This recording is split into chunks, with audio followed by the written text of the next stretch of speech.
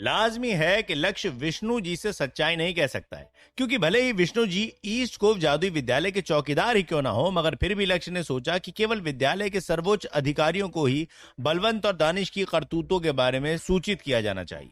किसी और से इस बात का जिक्र करने में विद्यालय की इज्जत पर आंच आ जाएगी, तो जितना हो सके इस बात को उतना ही दबाना सही रहेगा। वहीं दूसरी तरफ दानिश का नाम सुनते ही विष्णु जी दंग रह गए थे। उन्हें समझ ही नहीं आया कि ईस्ट कोव जादुई विद्यालय के युवा प्रतिभाशाली जादूगर की ये हालत कैसे हुई, और उसकी ये हालत किसने की। दानिश इतनी बदतर हालत में है कि उसकी पहचान कर पाना असंभव है। कारणवश विष्णु जी इस बात पर गौर करने लगे कि कहीं ये व्यक्ति दानिश है भी कि नहीं। लेकिन उन्हें इस बात की भी चिंता होने लगी कि यदि वो व्यक्ति दानिश ही हुआ तो जरूर ही किसी शक्तिशाली जादूगर ने उस पर हमला किया होगा।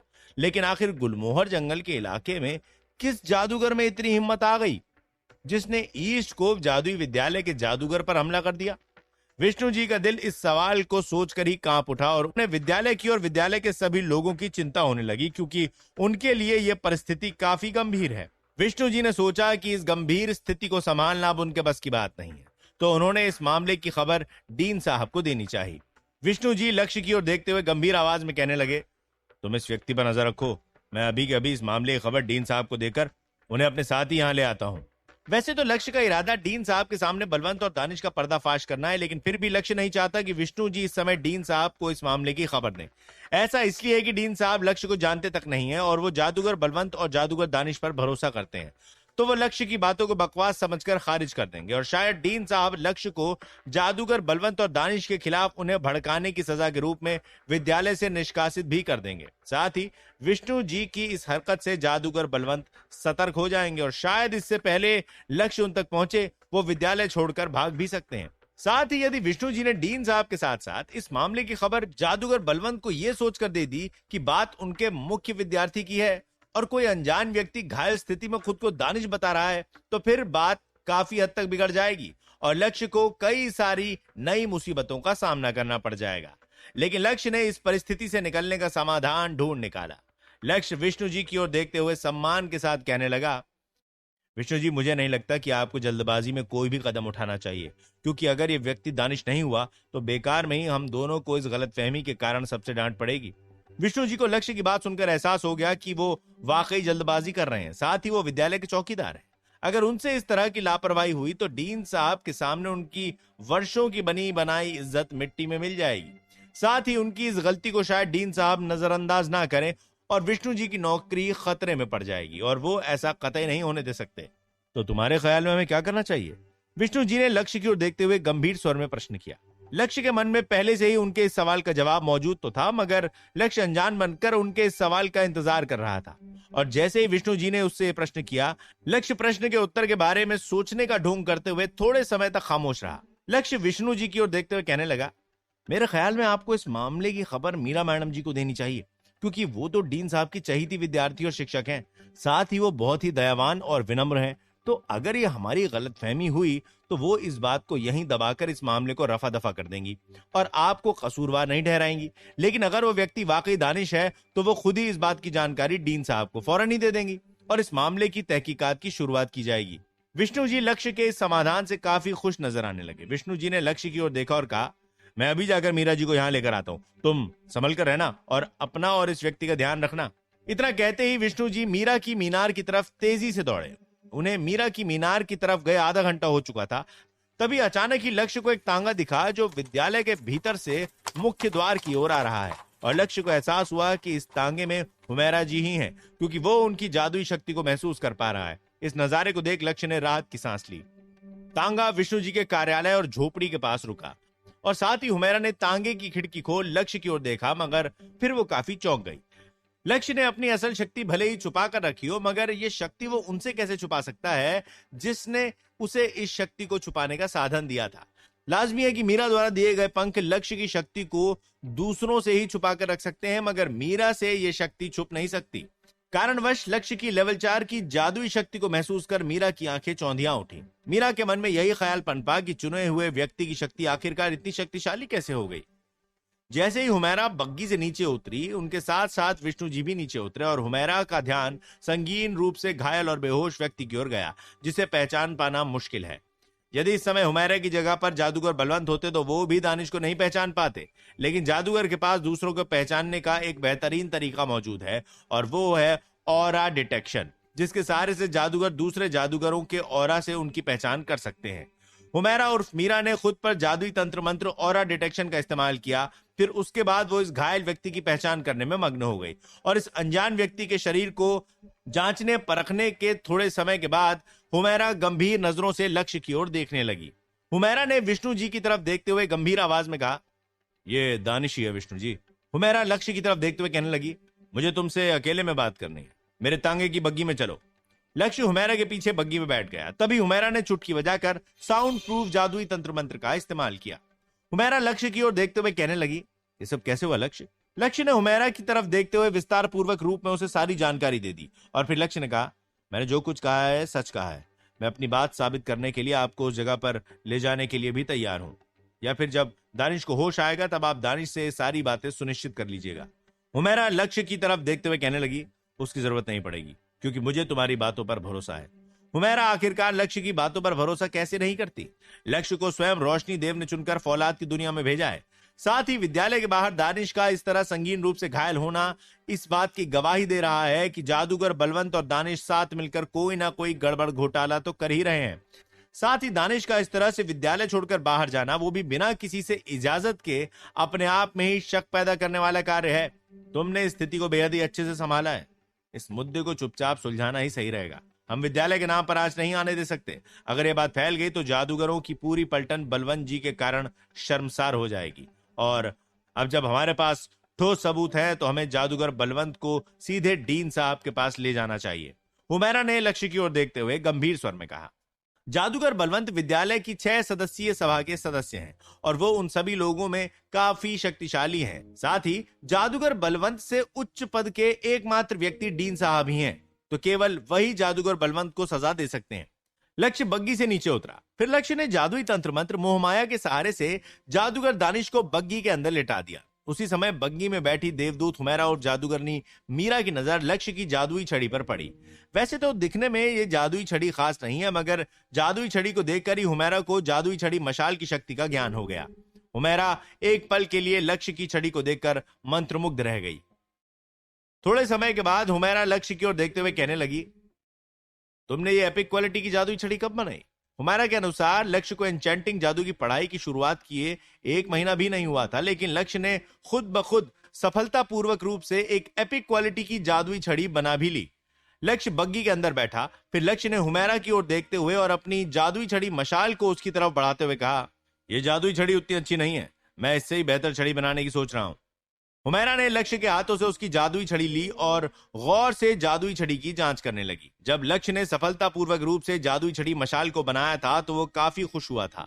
हालांकि इतने समय तक मशाल का इस्तेमाल करने के बाद उसे जादुई छड़ी में कमियां नजर आने लगी। साथ ही अब उसका जादुई ज्ञान भी विकसित हुआ है, जिस कारण उसके मन में नई जादुई छड़ी को बनाने की लालसा जागी और साथ ही उसके पास नई छड़ी को बनाने की कई सारी तरकीब भी मौजूद है। हुमैरा ने खूब अच्छे से इस जादुई छड़ी की जांच पड़ताल की और फिर लक्ष्य को मुस्कुराकर देखते हुए कहने लगी, एन्चेंटिंग जादू के विषय में अब मेरे पास कुछ भी ऐसा नहीं बचा है जो मुझे तुम्हें सिखाने की जरूरत हो। साथ ही तुम इस विषय के कुछ भागों में मुझसे भी आगे निकल चुके हो। समय काफी तेजी से बीतता है। 2 महीने पहले तक लक्ष्य को एन्चेंटिंग जादू के विषय में कुछ भी नहीं आता था, मगर अब वो अपने शिक्षक को भी पीछे छोड़ चुका है। साथ ही अब इस विषय में लक्ष्य हुमैरा के स्तर पर पहुंच चुका है, मगर केवल जादुई ज्ञान के मामले में।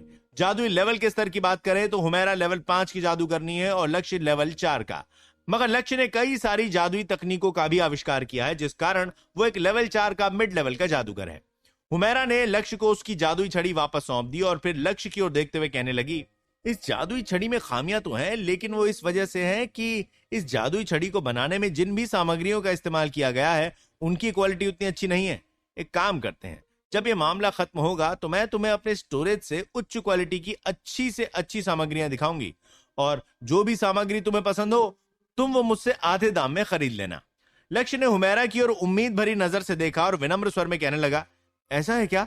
मुझे नहीं लगता कि मैं आपकी अच्छी से अच्छी और बेहतरीन क्वालिटी की सामग्रियां आधे दामों में भी खरीद पाऊंगा। हुमैरा लक्ष्य को गुस्से से देखते हुए कहने लगी, मुफ्त में मैं तुम्हें कोई चीज देने से रही। वो सभी सामग्रियां मेरी जमा पूंजी हैं और मेरे लिए किसी खजाने से बढ़कर हैं। किस तरह लक्ष्य और हुमैरा साथ मिलकर जादूगर बलवंत और दानिश का पर्दाफाश डीन साहब के आगे करेंगे।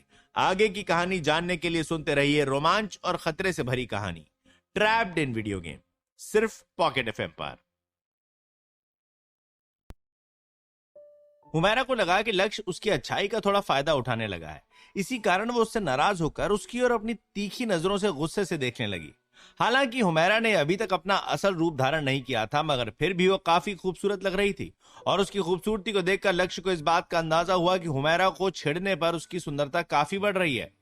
लक्ष्य का दिल जोरों से धड़कने लगा और उसने फौरन ही हुमैरा से अपनी नजरें हटा ली। मैं आपको उन सामग्रियों की कीमत किश्तों में दे पाऊंगा, लक्ष्य ने नजरें चुराकर हुमैरा से कहा। हुमैरा लक्ष्य की ओर देखते कहने लगी, ठीक है, मगर किश्तों में अगर तुमने कीमत दी तो उस पर तुम्हें सूद भी भरना पड़ेगा। क्या आपने कभी व्यापार करने के बारे में सोचा है? लक्ष्य ने हुमैरा की ओर देखते हुए विनम्र स्वर में प्रश्न किया और मुस्कुराकर इसी स्वर में उसने हुमैरा से तुरंत ही ये बात कही, आप में एक अच्छे व्यापारी के गुण हैं। लक्ष्य की बात सुनकर हुमैरा मंद मंद मुस्कुराने लगी। फिर उसने लक्ष्य की ओर देखते हुए कहा, तुम्हें क्या लगता है मीनार और मीनार का खर्चा, जादुई सामग्रियां और जादुई अनुसंधान के लिए जादूगरों के पास पैसे कहां से आते हैं? एक सफल जादूगरनी या जादूगर को एक सफल व्यापारी भी बनना ही पड़ता है। अपनी बात कहते ही हुमैरा ने लक्ष्य की ओर देखते हुए आंख मारी। लक्ष्य हुमैरा की बात सुनकर समझ गया कि वो भी सही रास्ते पर ही है, क्योंकि वो भी काफी समय से या ईस्ट कोव जादुई विद्यालय में आने के बाद से व्यापार करने के बारे में सोचने लगा था। मीरा ने लक्ष्य की ओर देखते हुए कहा, इधर उधर की बातें बहुत हुई, जल्द से जल्द हमें डीन साहब तक पहुंचना चाहिए। फिर हुमैरा ने तांगे वाले को तांगा चलाने का आदेश दिया। थोड़े समय के बाद वो दोनों डीन साहब की मीनार के पास पहुंचे। दानिश अब भी बेहोश है। हुमैरा और लक्ष्य बग्गी से नीचे उतरे। हुमैरा नीचे उतरते ही लक्ष्य से गंभीर स्वर में कहने लगी, जब हम डीन साहब से मिलेंगे तब तुम शांत और खामोश रहना, और तब तक कुछ भी मत कहना जब तक वो तुमसे कुछ पूछते नहीं या फिर तुम्हें कुछ कहने को नहीं कहते। उनसे बात मैं करूंगी। लक्ष्य ने हुमैरा की तरफ देखते हुए अपनी गर्दन को हाँ के इशारे में हिला दिया। फिर हुमैरा ने दानिश पर एक जादुई तंत्र मंत्र किया, जिसके प्रभाव में दानिश हवा में लहराते हुए बग्गी से बाहर आया। वो अब तक बेहोशी की हालत में है। साथ ही हुमैरा ने दानिश पर एक और जादुई तंत्र मंत्र किया, जिसके प्रभाव में दानिश तब तक बेहोश रहेगा जब तक हुमैरा उसे नहीं जगाती। उसके बाद हुमैरा और लक्ष्य साथ साथ डीन साहब की मीनार की तरफ बढ़ने लगे और बेहोश दानिश का शरीर हवा में लहराते हुए उनके पीछे पीछे चल पड़ा। डीन अरुण की मीनार को खास नाम से बुलाया जाता है, स्वर्ग की थॉर्न, और डीन साहब की मीनार विद्यालय की सबसे ऊंची इमारत है। मीनार की सबसे ऊपरी मंजिल के इर्द गिर्द 3 बेशकीमती और जादुई पत्थर हैं, जो हवा में लहराते हुए इमारत के इर्द गिर्द चक्कर काट रहे हैं। ये मुट्ठी जितने बड़े स्फेरिकल आकार के कीमती पत्थर 3 शक्तिशाली जादुई यंत्र हैं, जिन्हें यदि एक्टिवेट किया जाए तो मीनार के इर्द गिर्द एक हाई लेवल की सुरक्षा का जादुई बांध बनेगा, जो कि मीनार को किसी भी मुसीबत से बचा कर रखेगा। हुमैरा मीनार के द्वार के पास खड़ी है और उसके पीछे दानिश का हवा में लहराता शरीर और दोनों के पीछे लक्ष्य खड़ा है। हुमैरा ने दरवाजे पर लगे हुए 3 छोटे छोटे महंगे और कीमती अशर्फियों को अपनी जादुई छड़ी से 3 बार टैप किया और फिर ये तीनों कीमती अशर्फियां सफेद रोशनी की किरणों के सहारे से चमकने लगे और खट की आवाज के साथ दरवाजा खुल गया। दरवाजे के पास ही मीनार का अधेड़ उम्र का चौकीदार महंत खड़ा है, जो खुद भी एक शक्तिशाली जादूगर है, और जैसे उसने मीरा को दरवाजे से भीतर प्रवेश करते देखा वो मुस्कुराने लगा। महंत ने मुस्कुराते हुए मीरा की ओर देखकर कहा, आज यहाँ किस काम से आई हो मीरा? महंत जी, मुझे डीन साहब से मिलना है और मेरे साथ विद्यालय के कुछ लोग भी हैं। मीरा ने महंत की ओर देखते हुए विनम्र स्वर में कहा। महंत ने मीरा की ओर देखकर अफसोस जताते हुए कहा, डीन साहब तो विद्यालय से संपत्ति शहर गए हुए हैं। वो क्या है ना, लड़ाई होने वाली है, जिस कारण राज्य में जादूगरों को उत्तरी सीमाओं में तैनात सैनिकों की सहायता करने के लिए चुना जा रहा है। डीन साहब इसी सिलसिले में राजा साहब से मिलने गए हैं। वो आज रात तक वापस आएंगे। अब दरवाजा पूरी तरह खुल चुका था, जिस कारण महंत की नजर दानिश के जले शरीर पर पड़ी और उसके पीछे खड़े हुए लक्ष्य पर। महंत अचंभित स्वर में मीरा की ओर देखते हुए घबराते हुए कहने लगा, ये तो दानिश है, मगर इसकी ये हालत किसने की? क्या हुआ मीरा? हुमैरा को ऐसा होने की संभावना तो नहीं थी, लेकिन फिर महंत की बात से उसे एहसास हुआ कि महंत कितना शक्तिशाली जादूगर है। साथ ही हुमैरा के मन में यह ख्याल आया कि दानिश की गैर मौजूदगी का एहसास जब जादूगर बलवंत को होगा तो वो सतर्क हो जाएंगे, या फिर ऐसा भी हो सकता है कि उन्हें अब तक इस बात का एहसास भी हो गया हो कि दानिश विद्यालय में नहीं है, और अगर ऐसा हुआ तो वो लोग भारी भरकम मुसीबत में पड़ जाएंगे, क्योंकि जादूगर बलवंत एक शक्तिशाली जादूगर है और अगर उन्होंने किसी खतरे को महसूस किया तो वो अपने बचाव में किसी भी हद तक पहुंच सकते हैं। साथ ही डीन के ना होने के कारण जादूगर बलवंत को कोई रोक भी नहीं पाएगा। हुमैरा मदद की उम्मीद के साथ लक्ष्य की ओर देखते हुए कहने लगी, हमें क्या करना चाहिए? लक्ष्य को भी इसकी उम्मीद नहीं थी कि ऐसा कुछ होने वाला है। लक्ष्य कुछ समय तक सोच विचार करने में लीन रहा। फिर लक्ष्य ने मीरा की ओर देखते हुए फुसफुसाते हुए कहा, हमें इस समय आपकी मीनार में चलना चाहिए। हम वहां दानिश को कैद कर लेते हैं। फिर उसके बाद हम दोनों जादूगर बलवंत के पास जाएंगे और उनसे सवाल जवाब करेंगे। लक्ष्य ने इतनी धीमी आवाज में अपनी बात कही थी कि केवल हुमैरा ही उसकी आवाज सुन सके। उसी समय हुमैरा इन ख्यालों में लीन हो गई कि 6 सदस्यीय जादूगरों की सभा के साथ बैठक करने के लिए समय नहीं है। साथ ही जादूगर बलवंत खुद भी सभा के सदस्य हैं, तो ऐसा विकल्प चुनना ही क्यों जिसका कोई फायदा ना हो। इसके अलावा हुमैरा और लक्ष्य को सभा के सामने जादूगर बलवंत के खिलाफ इतने सबूत पेश करने होंगे कि सभा में मौजूद जादूगरों को उनकी बात पर भरोसा हो जाए, और इस समय उनके पास उतने सबूत इकट्ठा करने का समय नहीं है, क्योंकि यदि सबूत ना हुए तो सभा के जादूगर बलवंत पर कोई कार्रवाई नहीं करेंगे, और जब तक लक्ष्य और हुमैरा जादूगर बलवंत के खिलाफ सबूत एकत्रित कर सभा के जादूगरों के सामने पेश करते हैं, तब तक बहुत देर हो जाएगी और जादूगर बलवंत खुद को बचाने का कोई ना कोई रास्ता ढूंढ निकालेंगे। ऐसे में हुमैरा और लक्ष्य के पास यह विकल्प है कि वे जादूगर बलवंत से सीधे संपर्क करें और उन्हें पकड़ लें। यदि आवश्यक हो तो वे दोनों जादूगर बलवंत से भी युद्ध करेंगे और कैसे भी करके उन्हें कैद कर लेंगे। तुम्हारे साथ ये नौसिखिया जादूगर कौन है? महेंद्र ने लक्ष्य की ओर देखकर मीरा की ओर देखा और विनम्र स्वर में प्रश्न किया। हुमैरा के पास इतना समय नहीं है कि वो महंत से कुछ भी कह पाती या उन्हें कुछ भी समझा पाती। हुमैरा महंत की ओर देखते हुए कहने लगी, इस समय मैं जल्दी में हूं, मुझे कुछ कार्यों पर फौरन ही ध्यान देना है। मैं आपसे बाद में मिलती हूं। अरे मुझे बताओ तो चल क्या रहा है? महंत जी ने उलझन भरी आवाज में मीरा से कहा। महंत जी इन सभी चीजों से काफी उलझा हुआ महसूस कर रहे हैं और उन्हें कुछ भी समझ नहीं आ रहा है, मगर हुमैरा ने महंत की बातों पर गौर नहीं किया और वो दानिश को अपनी बग्गी में रखकर बग्गी में लक्ष्य के साथ बैठकर अपनी मीनार की तरफ बढ़ गई। जैसे ही मीरा और लक्ष्य मीरा की मीनार के पास पहुंचे, वो दोनों दानिश को हवा में ही लहरा कर ले जाते हुए मीरा के कमरे में पहुंच गए और फिर मीरा ने दानिश को सोफे पर सुला दिया। उसके बाद वो दोनों भागते हुए मीनार से बाहर निकले और तांगे की बग्गी में बैठकर जादूगर बलवंत की मीनार की ओर बढ़े। तांगा जादूगर बलवंत की मीनार के पास रुका ही था कि हुमैरा और लक्ष्य बग्गी से कूद पड़े और मीनार के मुख्य द्वार से मीनार में भागते हुए दाखिल होकर लेवल 1 के हॉल में जा पहुंचे, जहां मीरा और लक्ष्य की नजर धीरज पर पड़ी और धीरज भी उनके इस तरह यहां आ धमकने से काफी चौंका हुआ है। जादूगर बलवंत कहां है? मीरा ने धीरज की ओर गंभीर रूप से देखते हुए जल्दबाजी में प्रश्न किया। धीरज को मीरा के यहाँ अचानक ही आ जाने पर जितना बड़ा झटका नहीं लगा था, उससे कहीं अधिक झटका उसे लक्ष्य को देखने पर लगा। धीरज मीरा के सम्मान में झुका और उनके प्रश्नों के उत्तर में कहने लगा, जी मेरे गुरुदेव किसी काम से बाहर गए हैं और कहाँ गए हैं ये उन्होंने नहीं बताया, और ना ही उन्होंने ये बताया कि वो कब तक लौटेंगे। हुमैरा धीरज की बात सुनकर मायूस हो गई, उसका चेहरा उतर गया। हुमैरा और लक्ष्य एक दूसरे को हारे हुए लोगों की तरह देख रहे हैं, मगर अभी भी उन दोनों की आंखों में उम्मीद की किरण दिख रही है। साथ ही दोनों को इस बात का अंदाजा हो गया है कि जादूगर बलवंत ने दानिश की गैर हाजिरी को महसूस कर लिया होगा, जिस कारण उन्हें लगा होगा कि उनकी करतूतों से पर्दा उठ चुका है। तो फिर वे विद्यालय में कैसे रह सकते थे? इसलिए वो विद्यालय से भाग खड़े हुए और शायद वो कभी भी वापस लौटकर नहीं आएंगे। यदि लेवल 6 का जादूगर विद्यालय से बाहर निकलकर इधर उधर भटके तो इसमें चिंता की बात नहीं है, लेकिन अगर लेवल 6 का जादूगर एक ऐसा जादूगर है जिसे नकारात्मक जादुई ज्ञान हासिल है और वो काफी शक्तिशाली है, तो फिर ऐसे जादूगर का फौलाद की दुनिया में खुले सांड की तरह यहां वहां घूमना फिरना या भटकना ना ही उस जादूगर के लिए खतरे से खाली है और ना ही फौलाद की दुनिया में रहने वाले आम लोगों और जादूगरों के लिए। यह स्थिति फौलाद की दुनिया के लिए एक खतरनाक, चिंताजनक और गंभीर स्थिति है। हुमैरा लक्ष्य की ओर देखते हुए गंभीर स्वर में कहने लगी, हमें जादूगर बलवंत को जल्द से जल्द ढूंढना होगा। हुमैरा नहीं चाहती कि जादूगर बलवंत के कारण किसी भी मासूम व्यक्ति की जान चली जाए। एक लेवल 6 के जादूगर को कैसे ढूंढा जा सकता है जो फरार हो गया है? लक्ष्य और हुमैरा इसी सवाल के जवाब ढूंढने में लीन होकर जादूगर बलवंत की मीनार से बाहर भागते हुए तांगे की बग्गी में जाकर बैठ गए। हुमैरा को इस सवाल का कोई जवाब तो नहीं मिल रहा है, क्योंकि जब जादूगर बलवंत जैसा खतरनाक और शक्तिशाली लेवल 6 का जादूगर फरार हुआ है तो लाजमी है कि वो अपने पीछे कोई सबूत नहीं छोड़ेगा जिससे उनका पता चल पाए। बेहद कम लोग ही उनका पता लगा सकते हैं, लेकिन इस समय डीन अरुण का विद्यालय में न होना इस बात की ओर इशारा कर रहा है कि जादूगर बलवंत का पता लगा पाना नामुमकिन है, क्योंकि केवल डीन साहब ही उनका पता लगाने में सक्षम हो पाते।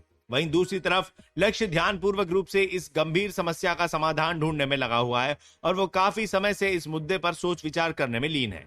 लक्ष्य के दिमाग में एक के बाद एक विचारों का भंडार लगता गया और वो उन संभावनाओं के बारे में सोचने लगा जिनका सीधा सीधा तालमेल जादूगर बलवंत के फरार होने के मुद्दे से जुड़ा हुआ है। लक्ष्य इस समय यह सोच रहा है कि जादूगर बलवंत बुजुर्ग व्यक्ति हैं, तो वो विद्यालय से बाहर चलकर तो नहीं गए होंगे। तो इस बात की संभावना काफी अधिक है कि जादूगर बलवंत ने भागने के लिए या तो जादुई तंत्रों मंत्रों का सहारा लिया होगा या फिर वो तांगे में बैठकर ही विद्यालय से बाहर निकले होंगे। साथ ही लक्ष्य के मन में यह सवाल भी पनपा कि क्या लेवल 6 का जादूगर भागने या फरार होने के लिए जादुई तंत्रों मंत्रों या श्रापों का इस्तेमाल करेगा। क्या लक्ष्य और हुमैरा पता लगा पाएंगे जादूगर बलवंत कहां गए हैं, और क्या वे दोनों सफलतापूर्वक रूप से जादूगर बलवंत को पकड़ पाएंगे। आगे की कहानी जानने के लिए सुनते रहिए रोमांच और खतरे से भरी कहानी ट्रैप्ड इन वीडियो गेम, सिर्फ पॉकेट एफएम पर। लक्ष्य के मन में यह ख्याल पनपा कि यदि जादूगर बलवंत ने भागने के लिए जादू का सहारा लिया होगा तो एकमात्र तरीका यह हो सकता है कि उन्होंने फरार होने के लिए ईस्ट कोव जादुई विद्यालय के पोर्टल टावर का इस्तेमाल किया हो। लेकिन पोर्टल टावर का इस्तेमाल केवल आपातकालीन स्थितियों में ही किया जा सकता है।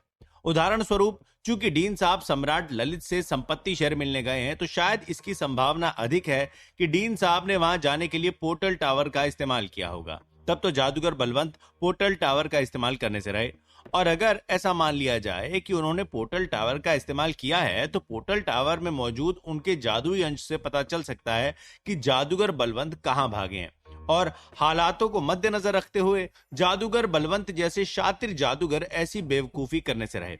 लाजमी है कि वो पोर्टल टावर का इस्तेमाल करके इतना बड़ा जोखिम तो नहीं उठाने वाले थे। लक्ष्य को इस बात का भी शक हुआ, जो कि उसकी नजर में एक महत्वपूर्ण बात है, कि शायद जादूगर बलवंत इस बात से अनजान होंगे कि डीन साहब विद्यालय से बाहर गए हुए हैं। लक्ष्य को ऐसा इसलिए लगा क्योंकि इसका कारण बहुत ही सरल है। डीन साहब ने इस बात की जानकारी अपनी चहेती शिष्या और शिक्षिका जादूगरनी मीरा तक को नहीं दी थी कि वो सम्राट ललित से मिलने जा रहे हैं, तो फिर ये बात वो जादूगर बलवंत को क्यों ही बताते।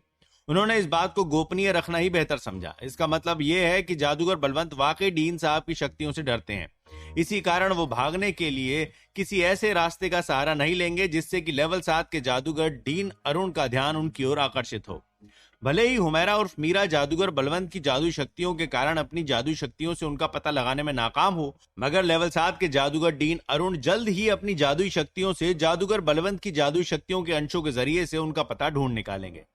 इन सभी बातों पर गौर करके लंबे समय तक सोच विचार करने के बाद लक्ष्य इस नतीजे पर पहुंचा कि जादूगर बलवंत ने फरार होने के लिए जादुई साधना या जादुई शक्तियों का सहारा नहीं लिया होगा।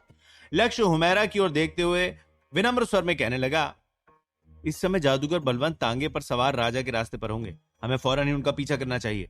एक पल के लिए हुमैरा स्तब्ध रह गई, इसलिए नहीं कि वो लक्ष्य की बात सुनकर भ्रमित है, बल्कि इसलिए कि वो लक्ष्य के तर्क का पालन करने हेतु काफी आतुर है। साथ ही लक्ष्य के शब्दों ने अभी अभी इस बात की तरफ इशारा किया कि इस बात का ज्ञान हुमैरा को स्पष्ट रूप से होना चाहिए था। लक्ष्य की बात ने हुमैरा को उसकी स्तब्धता की अवस्था से बाहर निकाला, जिसमें वो जादूगर बलवंत की जादुई शक्तियों के बारे में सोचकर रह रही थी, क्योंकि हुमैरा जादूगर बलवंत की जादुई शक्तियों से भलीभांति वाकिफ है और हाल ही में उनकी जादुई शक्ति नकारात्मक रूप से बढ़ रही है, जो हुमैरा के लिए काफी चिंताजनक विषय है। हुमैरा लक्ष्य की ओर देखते हुए गंभीर आवाज में कहने लगी, मैं तुम्हारी बात समझ रही हूँ, तुम सही कह रहे हो, हमें फौरन ही चलना चाहिए। वो दोनों फौरन ही बग्गी से नीचे उतरे और तेज कदमों के साथ साथ एक साथ ही विद्यालय के बाहरी हिस्से की तरफ बढ़ने लगे। इस समय मीरा और लक्ष्य के पास इतना समय नहीं है कि वो किसी और के पास मदद मांगने के लिए जाएं, तो उन्होंने सोचा कि वे दोनों ही बलवंत से निपट लेंगे। वास्तव में उन्हें किसी और की सहायता की आवश्यकता भी नहीं है, क्योंकि वो दोनों साथ मिलकर जादूगर बलवंत के विरुद्ध लड़ने के लिए पर्याप्त रूप से शक्तिशाली हैं। लाजमी है कि जब दो जादूगर साथ मिलकर एक जादूगर का सामना करेंगे तो वो दोनों उस अकेले जादूगर पर भारी पड़ेंगे ही, फिर चाहे वो जादूगर कितना ही शक्तिशाली क्यों ना हो। साथ ही जादूगरों के बीच हो रहे युद्ध में सबसे आवश्यक और महत्वपूर्ण बात यह होती है कि जादूगर कितनी तेजी से अपनी जादुई शक्तियों के सहारे से जादुई तंत्रों मंत्रों और श्रापों का इस्तेमाल करते हैं। यह खास कौशल है जो लक्ष्य में कूट कूट कर भरा है। लक्ष्य बखूबी जादुई तंत्रों मंत्रों और श्रापों का इस्तेमाल तेज रफ्तार के साथ करने का हुनर रखता है। साथ ही उसके पास उसकी एपिक क्वालिटी की जादुई छड़ी मशाल और देवांश मणि भी है। लक्ष्य को इस बात पर पूरा यकीन है कि यदि हुमैरा और वो जादूगर बलवंत को पकड़ लेंगे तो जादूगर बलवंत चाहे जितनी कोशिश कर ले, हुमैरा और लक्ष्य उन्हें हरा देंगे। लक्ष्य और हुमैरा अब उस रास्ते पर चल रहे हैं जो विद्यालय में मौजूद मीनारों को एक दूसरे से जोड़कर रखते हैं। चूंकि अभी दोपहर के 3 बजे हैं तो रास्ता एकदम ही सुनसान है, क्योंकि विद्यालय में मौजूद सभी लोग अपनी अपनी मीनारों में काम या आराम करने में व्यस्त हैं।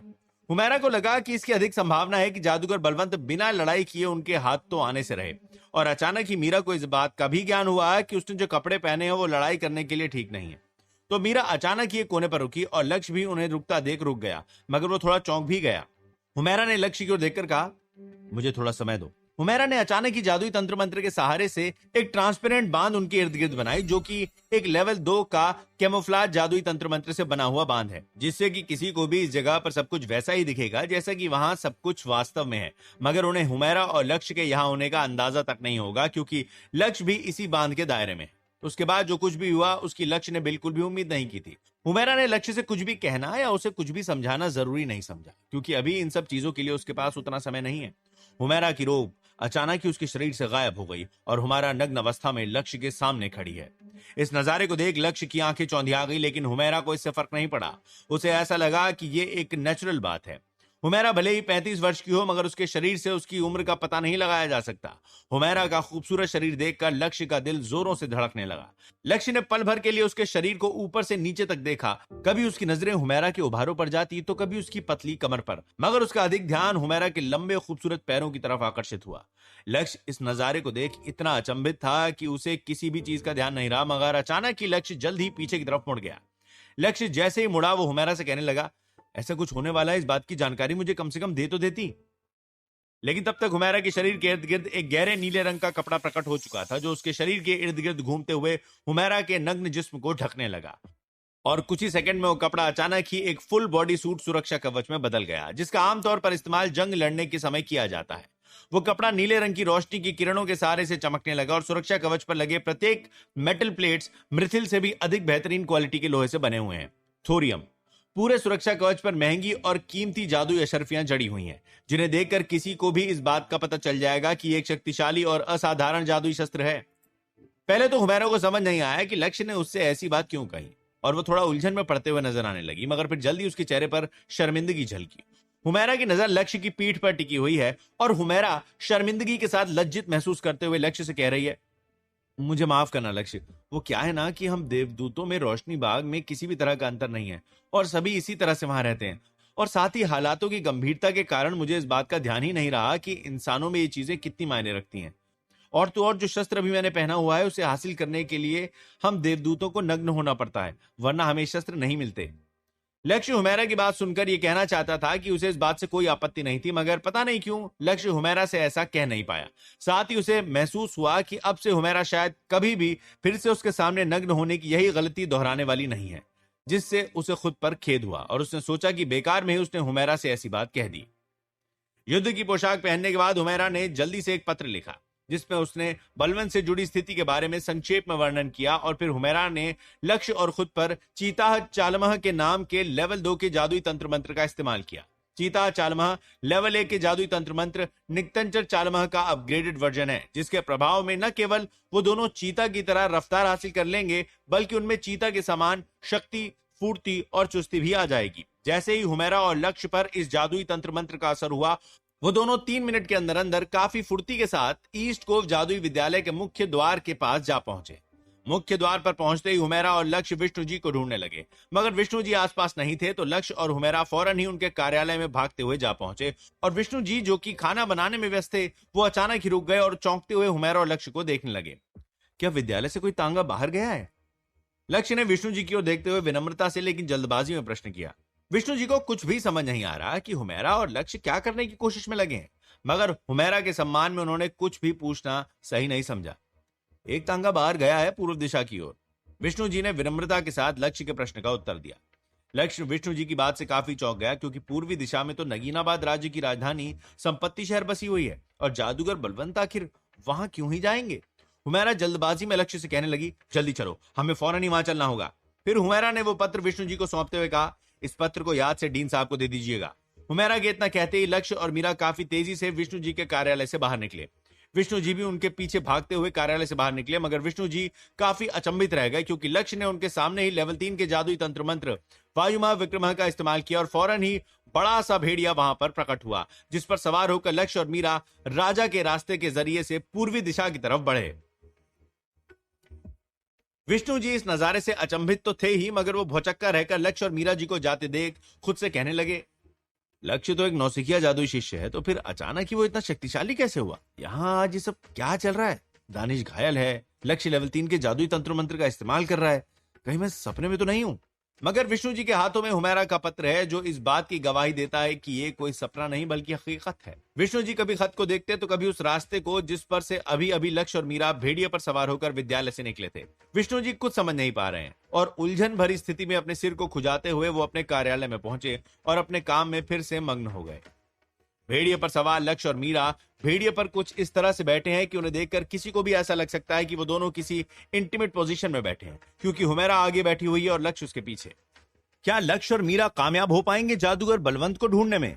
आगे की कहानी जानने के लिए सुनते रहिए रोमांच और खतरे से भरी कहानी ट्रैप्ड इन वीडियो गेम, सिर्फ पॉकेट एफएम पर। लक्ष्य ने हुमैरा को पीछे से इस कदर जकड़ कर थामा हुआ है कि अगर किसी की नजर उन पर पड़ी तो ऐसा लगेगा कि लक्ष्य ने हुमैरा को पीछे से अपनी बाहों में भर लिया है। लेकिन उनके इस तरह से आपस में एक दूसरे के साथ चिपक कर बैठने का सरल कारण यही है कि भेड़िया काफी तेजी के साथ दौड़ रहा है और वो दोनों अगर इस तरह से नहीं बैठेंगे तो दोनों में से कोई भी या दोनों ही भेड़िए पर से डिसबैलेंस होकर गिर भी सकते हैं। साथ ही इस समय ना हुमैरा और ना ही लक्ष्य को इस बात की फिक्र है कि वो कैसे बैठे हैं। तो भले ही ये दृश्य किसी और को रोमांटिक क्यों ना लगे, मगर उन दोनों को इस सबसे कोई भी फर्क नहीं पड़ता, क्योंकि उन दोनों का सारा ध्यान तो केवल जादूगर बलवंत को पकड़ने की ओर ही केंद्रित है। लक्ष्य ने मनी मन खुद से कहा, क्या जादूगर बलवंत संपत्ति शहर जाने का जोखिम उठाएंगे, वो भी ये जानते हुए कि वहां कई शक्तिशाली जादूगर मौजूद हैं। साथ ही भले ही जादूगर बलवंत को इस बात की खबर ना हो कि डीन साहब भी वहां मौजूद हैं, मगर डीन साहब को देखकर ही जादूगर बलवंत कहीं इस सोच में न पड़ जाएं कि शायद डीन साहब उनका पीछा करते हुए वहां पहुंचे होंगे और जादूगर बलवंत शायद उनसे डरकर खुद को उनके हवाले कर देंगे। लेकिन चूंकि जादूगर बलवंत एक शातिर इंसान है तो मुझे नहीं लगता कि वो इस गंभीर परिस्थिति में पकड़े जाने के डर से संपत्ति शहर जाने की हिम्मत करेंगे।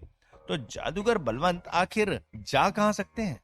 फिर लक्ष्य के मन में एक और ख्याल पनपा कि शायद जादूगर बलवंत दक्षिणी दिशा की ओर व्यापारियों के संगठन के राज्य के इलाके में गए होंगे, क्योंकि उस राज्य में कई सारे शहर मौजूद हैं और साथ ही सभी शहरों के अपने अपने नियम कानून भी हैं और किसी अन्य राज्य के लोगों को और तो और उसी राज्य के अन्य शहरों को भी इसकी अनुमति नहीं है कि वे किसी भी शहर के नियमों का उल्लंघन करें।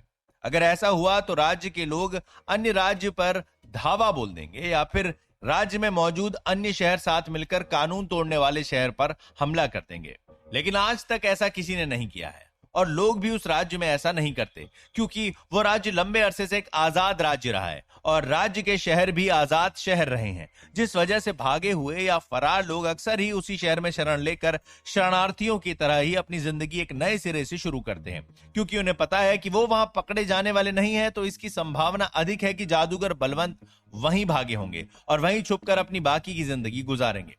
भले ही विष्णु जी ने उनसे कहा हो कि वो तांगा किस दिशा की ओर गया है, मगर हुमैरा और लक्ष्य केवल उनकी ही बात पर निर्भर नहीं रह सकते। इसी वजह से लक्ष्य सभी संभावित परिस्थितियों के बारे में सोच रहा है। उसी समय हुमैरा ने एक जादुई तंत्र मंत्र का नाम लेकर तंत्र मंत्र का इस्तेमाल किया, जादुई ट्रेल्स। क्योंकि लक्ष्य हुमैरा के साथ ही है तो गेम के सर्वर सिस्टम पर एक नोटिफिकेशन आया जिसके जरिए से लक्ष्य को इस जादुई तंत्र मंत्र की जानकारी मिली।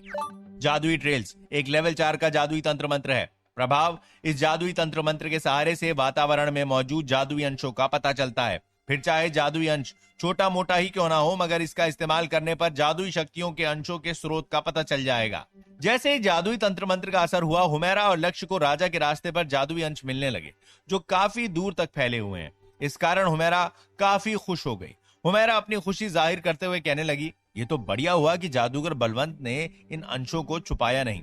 ये अंश जादूगर बलवंत के शरीर में मौजूद माना की वजह से राजा के रास्ते पर छप गए हैं और हुमैरा के जादुई तंत्र मंत्र के प्रभाव में ये अंश सफेद रोशनी की किरणों के सहारे से मध्यम रूप से चमक रहे हैं।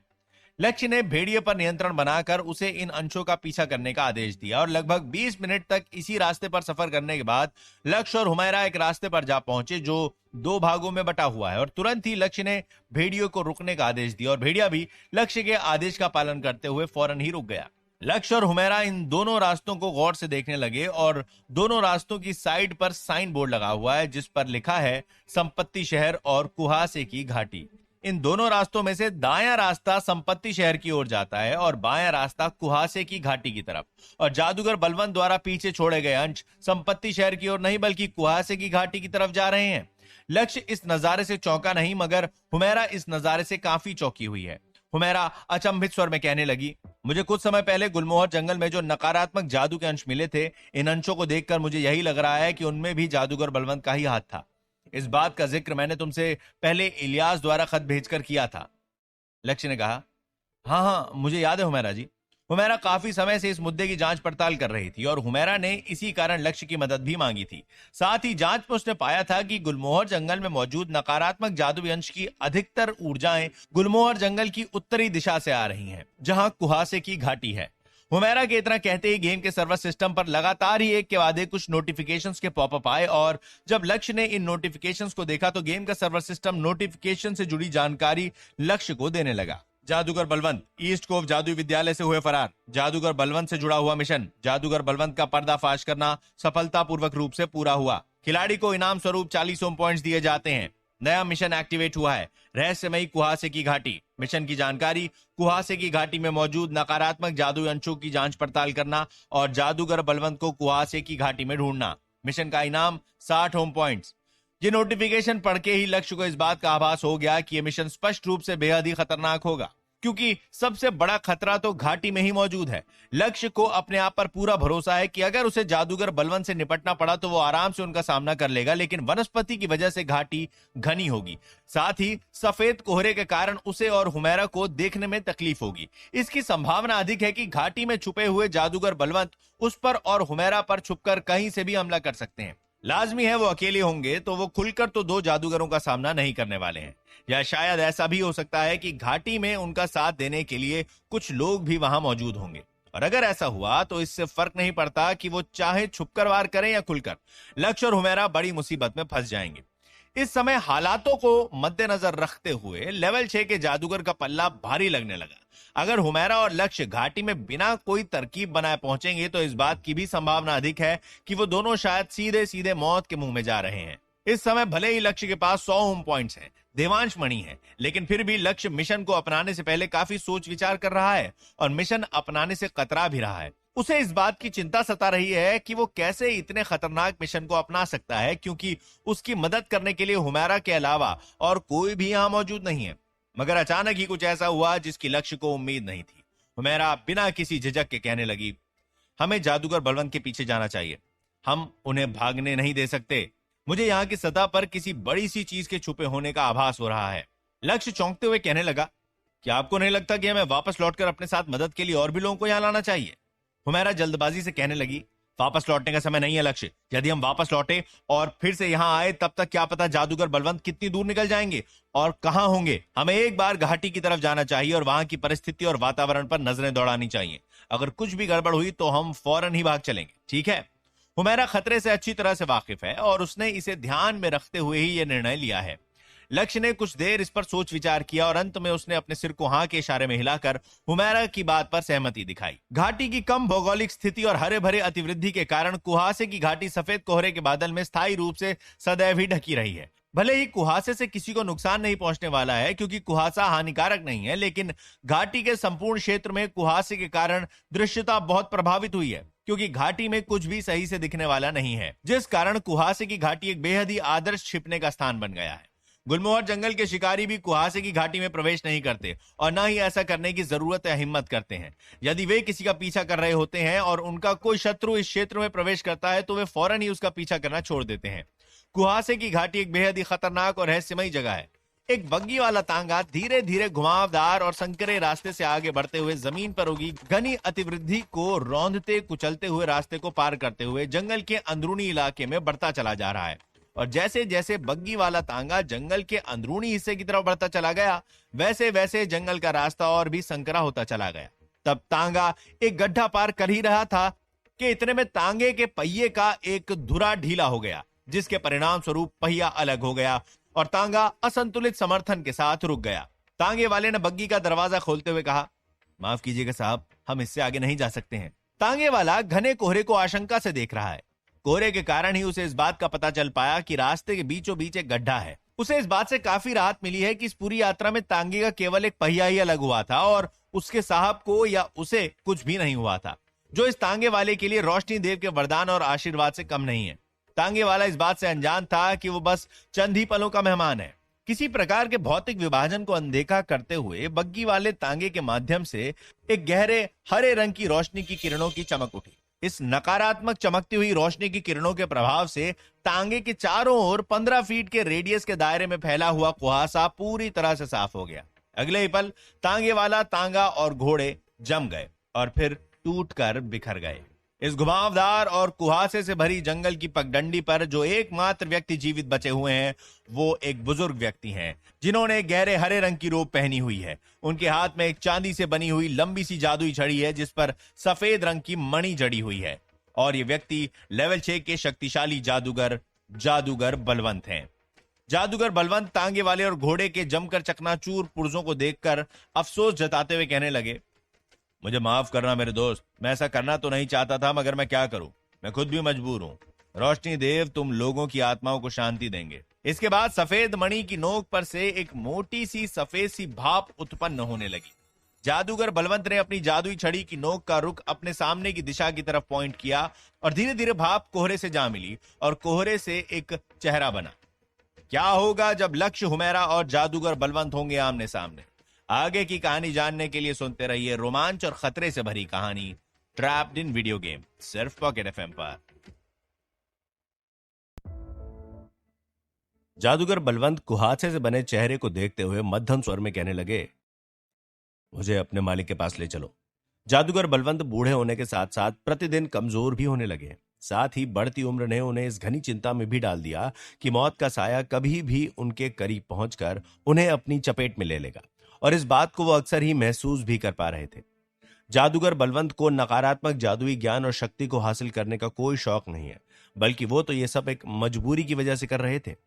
वो इस रास्ते पर केवल ऐसा अपनी जान बचाने और एक लंबी जिंदगी पाने के लिए मजबूर होकर चलने लगे थे। जादूगर बलवंत को नकारात्मक जादुई ज्ञान के प्रति केवल मौलिक रूप से रुचि थी। वो किसी भी तरह का अनुसंधान नहीं करना चाहते थे, बल्कि वो अपना ज्ञान पाने के लिए इस राह पर बढ़ते चले गए। तभी उनकी मुलाकात एक भटकती दयालु आत्मा से हुई और फिर उन्होंने नकारात्मक जादुई शक्ति को हासिल करने के लिए अनुसंधान करने का निर्णय लिया। अगर इस बात को सटीकता से कहा जाए तो भटकती आत्मा ने जादूगर बलवंत से संपर्क किया था। जादूगर बलवंत की तुलना में इस भटकती आत्मा के पास नकारात्मक जादुई ज्ञान का भंडार था और विशेष रूप से इस भटकती आत्मा की रुचि भूतिया जादुई ज्ञान के प्रति टिकी हुई थी। फिर जादूगर बलवंत को ऐसा महसूस हुआ कि इस भटकती हुई आत्मा से वो नकारात्मक जादुई ज्ञान और शक्तियों के बारे में काफी कुछ सीख सकते हैं और जादूगर बलवंत इस भटकती हुई आत्मा को अपना गुरु मान बैठे। उसके बाद भटकती हुई आत्मा के शरण में आकर जादूगर बलवंत का नकारात्मक जादुई ज्ञान काफी हद तक बढ़ गया और उन्होंने नकारात्मक जादुई शक्तियों के बारे में काफी कुछ सीखा। फिर उनके हृदय में इन सभी चीजों को सीखने की लालसा जागी, जिसके बाद उन्होंने एक के बाद एक लगातार नकारात्मक जादुई शक्तियों को सीखने के प्रति अनुसंधानों की एक लंबी कतार लगा दी। गहरे हरे रंग की रोशनी की किरणें शैटरिंग नाम के लेवल 3 के नकारात्मक जादुई श्राप से जुड़ी हुई थीं, जिसके इस्तेमाल से जादूगर बलवंत ने तांगे वाले और घोड़ों को जमा कर तोड़ दिया था। ऐसे जादुई तंत्रों मंत्रों और श्रापों का प्रयोग करना वर्जित है। भले ही ये जादुई श्राप एक लेवल 3 का जादुई श्राप है, लेकिन एलिमेंटल जादुई तंत्रों मंत्रों और श्रापों की तुलना में इसकी शक्ति काफी अधिक है, क्योंकि यह श्राप नकारात्मक जादू की श्रेणी में शामिल है। सफेद कोहरे से बना हुआ चेहरा जादूगर बलवंत को रास्ता दिखाते हुए आगे बढ़ने लगा और जादूगर बलवंत दबे पैर इस कोहरे से बने हुए चेहरे का पीछा करने लगे। कोहरे से बने हुए चेहरे की रफ्तार काफी तेज थी। कारणवश जादूगर बलवंत ने उसकी रफ्तार से अपनी रफ्तार को मिलाने के लिए खुद पर जादुई तंत्र मंत्र लेविटेशन का इस्तेमाल किया। लगभग 19 मीलों तक चलने के बाद घना जंगल धीरे धीरे खत्म हुआ और जादूगर बलवंत इस सफेद कोहरे से बने चेहरे के साथ साथ एक विशाल और खुले स्थान में पहुंचे, जहां एक छोटा सा तालाब है जो कि काले रंग के पानी से भरा हुआ है, जिस वजह से यह तालाब काफी भयानक लग रहा है और इसे देखकर ऐसा लग रहा है कि यह तालाब नर्कलोक का लौकिक द्वार हो। इसके किनारे पर एक विशाल चट्टान है जिसकी चौड़ाई और लंबाई 90 फीट से भी अधिक है। इस चट्टान के ऊपर रणनीतिक रूप से एक काले रंग की मीनार बनी हुई है। चूंकि ये मीनार अच्छी खासी ऊंचाई पर है तो मीनार में रहने वालों को पूरा जंगल आसानी से दिखता है। ये मीनार किसी भी तरह से उन मीनारों जैसी नहीं है जो कि ईस्ट कोव जादुई विद्यालय में बने हुए हैं। इस मीनार को भयंकर और भयावह जानवरों की मूर्तियों से सजाया गया है, जैसे कि गरजते हुए भेड़िए, बिच्छू और जहरीले सर्प, और मीनार के प्रत्येक लेवल पर कम से कम ऐसी 6 मूर्तियां बनी हुई होंगी। इस मीनार को देखकर जादूगर बलवंत कांप उठे।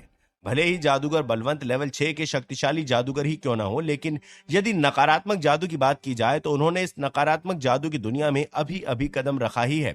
इस लिहाज से वो एक नौसिखिए जादूगर के समान ही हुए।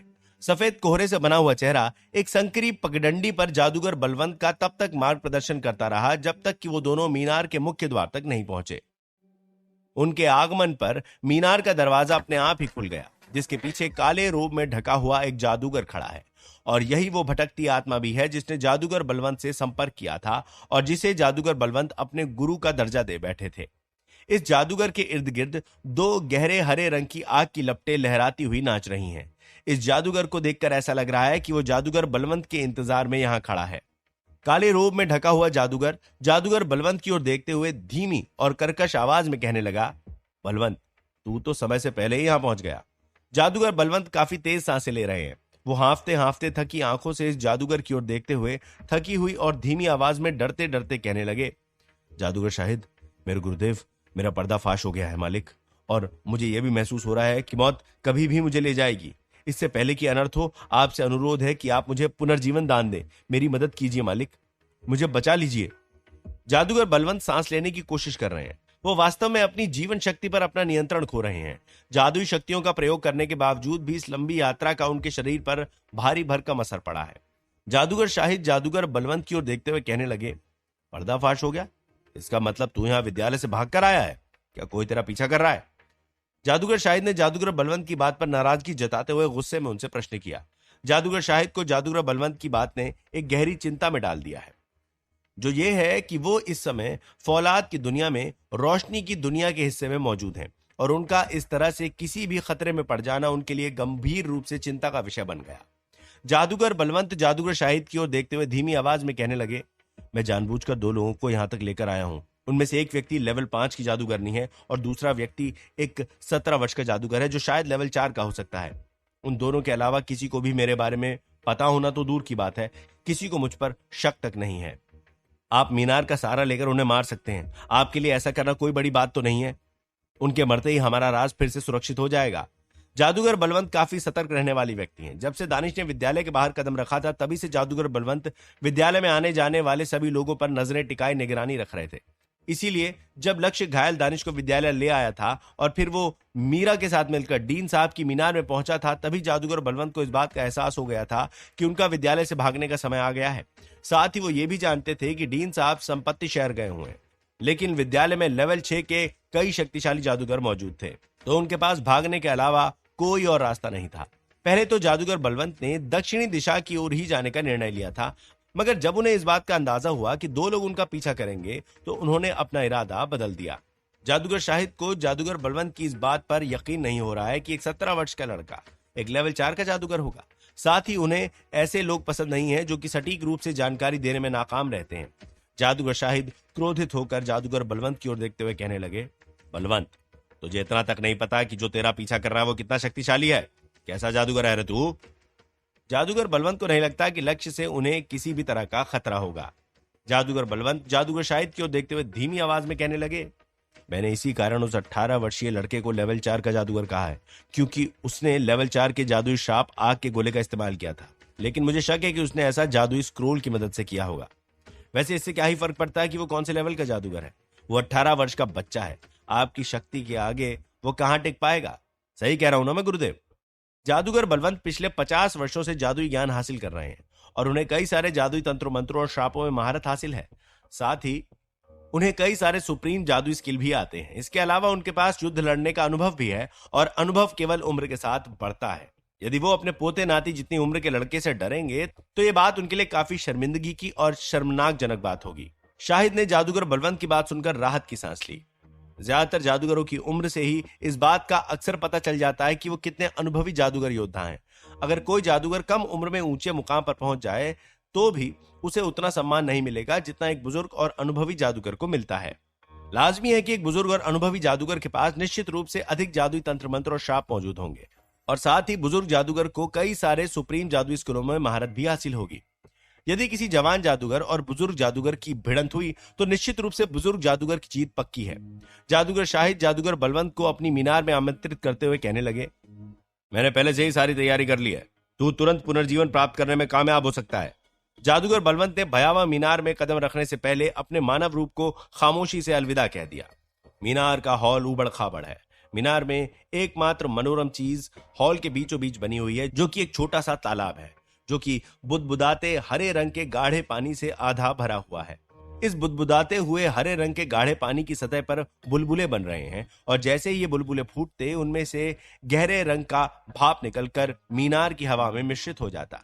जादूगर शाहिद जादूगर बलवंत की ओर देखते हुए इस तालाब के कामकाज की व्याख्या करते हुए कहने लगे, ये पुनर्जीवन कुंड है।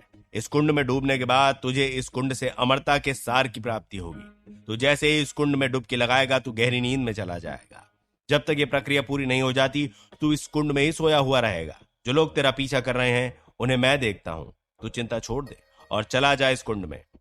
एक पल को जादूगर बलवंत को अपने फैसले पर शक होने लगा। निश्चित रूप से इस कुंड पर किसी प्रकार के नकारात्मक जादुई श्राप का असर है। जादूगर बलवंत इस सोच में पड़ गए कि क्या उन्हें अपने 50 वर्ष की मेहनत को ऐसे जाया हो जाने देना चाहिए। उनके मन में सवाल आया कि क्या ऐसा करके उन्हें अपनी बनी बनाई हुई इज्जत को मिट्टी में मिला देना चाहिए। लेकिन तभी उन्हें एक बार फिर से यह महसूस हुआ कि उनकी शारीरिक शक्ति कम हो रही है। उनकी माना की ऊर्जा जलने बुझने लगी है, और ऐसा उन्होंने पहली बार महसूस नहीं किया। जादूगर बलवंत इस एहसास को पिछले कई हफ्तों से महसूस कर पा रहे थे, और इस एहसास को महसूस कर उन्हें काफी तकलीफ भी पहुंचती थी। वो इस एहसास के कारण कई रातों से सोए नहीं थे।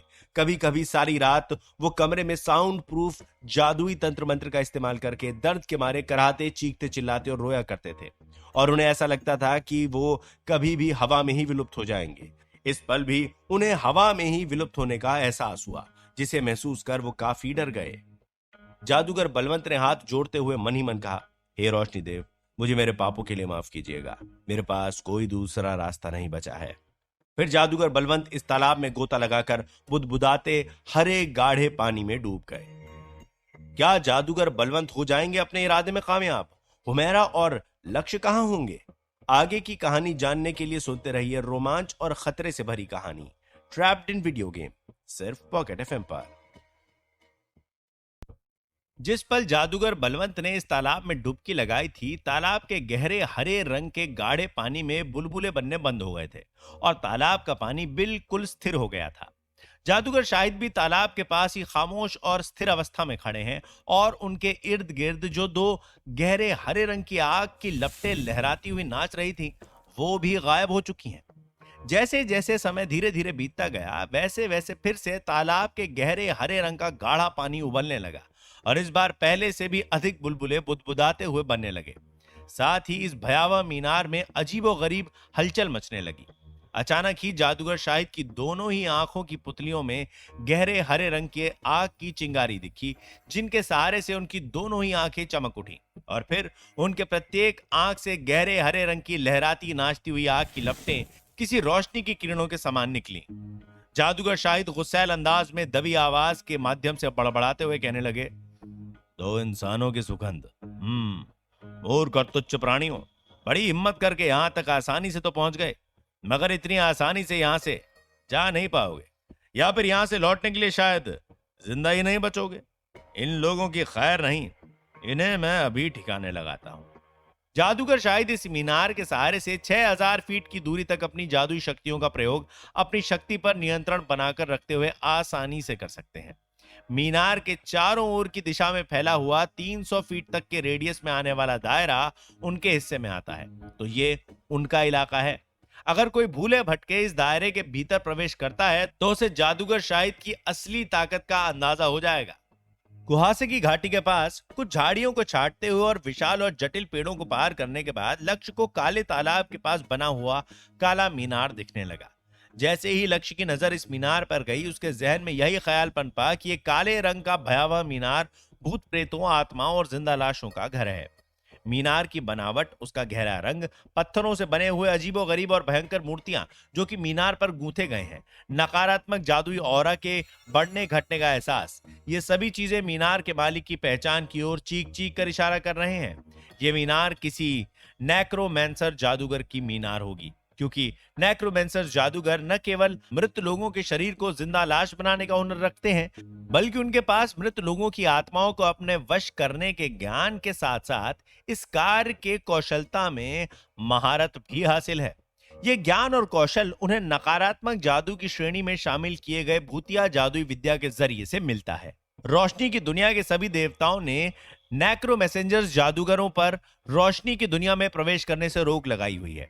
उनका यहां आना या यहां होना न केवल वर्जित है, बल्कि उनका यहां होना या यहां आना कदापि बर्दाश्त के बाहर भी है। यदि किसी नेक्रोमेंसर जादूगर का जन्म ही फौलाद की नश्वर दुनिया के रोशनी की दुनिया के हिस्से में होता, और यदि वो खुद को अंधकार और नकारात्मक जादुई विद्या और शक्ति के प्रति समर्पित कर देता या कर देती, तो हमेशा हमेशा के लिए उसकी आत्मा तक का भी यहां भटकना वर्जित है। यह निर्णय रोशनी बाग के सभी देवताओं ने मिलकर लिया था। उसकी आत्मा इसी दुविधा और चिंता में हमेशा ही यहां वहां भटकती रहेगी कि कब उसे इस श्राप से छुटकारा मिलेगा और कब उसकी मृत्यु होगी, कब उसे मोक्ष की प्राप्ति होगी। लेकिन ऐसा कभी भी नहीं होगा, क्योंकि वो आत्मा हमेशा ही अमर रहेगी। हुमैरा भी वहां लक्ष्य के पीछे पीछे दबे पैर पहुंची, और जैसे ही उसकी नजर मीनार पर गई, उसके हाव भाव को देखकर ऐसा ही स्मरण हुआ कि उसने इस तरह की मीनार पहली बार देखी है। हुमैरा अचंभित नजरों के साथ मीनार की ओर देखते हुए डरे सहमे अंदाज और धीमी कांपती आवाज में कहने लगी, इस तरह की शैतानी चीज संपत्ति शहर के इतने करीब आखिर क्या कर रही है? यदि ये मीनार उत्तरी दिशा की ओर खौफ की वादी के काले घने जंगल में होती तो उसे देखकर कोई भी नहीं चौंकता, लेकिन इस मीनार का रोशनी की दुनिया में होना एक बड़े संकट की निशानी है, जो कि उस संकट की ओर इशारा भी करता है। लक्ष्य फुसफुसाते हुए कहने लगा, जादूगर बलवंत इसी मीनार में छुपे होंगे, और मैं पक्के तौर पे कह सकता हूं कि उस मीनार में उनके अलावा कोई दूसरा शैतानी नकारात्मक जादूगर भी है। यदि वो जादूगर कोई नेक्रोमेंसर जादूगर हुआ जो कि सदियों से भटक रहा हो, तो उसे हराना तो दूर की बात है, हम जादूगर बलवंत तक का बाल भी बांका नहीं कर पाएंगे, क्योंकि उसके पास ये मीनार है तो वो हम दोनों से काफी शक्तिशाली ही होगा। जब कोई नौसिखिया जादूगर शिष्य लेवल 1 के जादुई तंत्र मंत्र या श्राप में महारत हासिल करता है, तब वो लेवल 1 का पक्का जादूगर कहलाता है। वहीं दूसरी तरफ किसी जादूगर ने यदि लेवल 1 के 10 जादुई तंत्रों मंत्रों और श्रापों में महारत हासिल की हो, तो वो भी लेवल 1 का ही जादूगर होगा। लेकिन ये जादूगर उस जादूगर पर भारी पड़ जाएगा जिसे केवल एक ही जादुई तंत्र मंत्र में महारत हासिल है। नेक्रोमेंसर जादूगर अमर होते हैं, तो लक्ष्य और मीरा और फुमैरा के लिए यह कोई चौंकाने वाली बात नहीं होगी कि उनका प्रतिद्वंदी 100 वर्षों या उससे अधिक वर्षों तक जीवित रहा होगा, और शायद आगे भी जीवित रहे। सभी का समय इस दुनिया में और हर दुनिया में नियंत्रित होता है, लेकिन यदि नेक्रोमेंसर जादूगरों की बात की जाए तो वे उन लोगों में से हैं जो समय की सीमाओं को तोड़कर और समय की बाधाओं को लांघकर समय से परे निकल जाते हैं। चूंकि उनके पास अधिक समय होता है, तो वे समय का प्रयोग हमेशा ही खुद को बेहतर और शक्तिशाली बनाने के लिए सदैव ही किया करते हैं।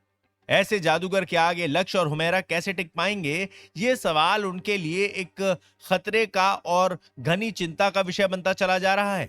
लक्ष्य ओम पॉइंट्स को बचाने के साथ साथ इस बात पर भी गौर कर रहा है कि इस मुश्किल भरी स्थिति में उसे काफी संभल कर और सारी गंभीर परिस्थितियों को मद्देनजर रखते हुए आगे बढ़ना होगा, और उसे अपना प्रत्येक कदम फूंक फूंक कर रखना होगा, क्योंकि एक गलत कदम उसे मौत के कुएं में ढकेल देगा। लक्ष्य के मन में यही ख्याल पनपा कि वो कोई वीडियो गेम नहीं खेल रहा है, वो असल दुनिया में है, और अगर यहां उसकी जान चली गई तो उसे दोबारा जिंदा होने का मौका नहीं मिलने वाला है। लक्ष्य और हुमैरा झाड़ियों के पीछे छुपे हुए हैं। तभी हुमैरा ने लक्ष्य की ओर देखकर फुसफुसाते हुए गंभीर स्वर में कहा, अगर हमने जादूगर बलवंत को अभी छोड़ दिया तो वो कभी भी दोबारा हमारे हाथों में आने से रहे।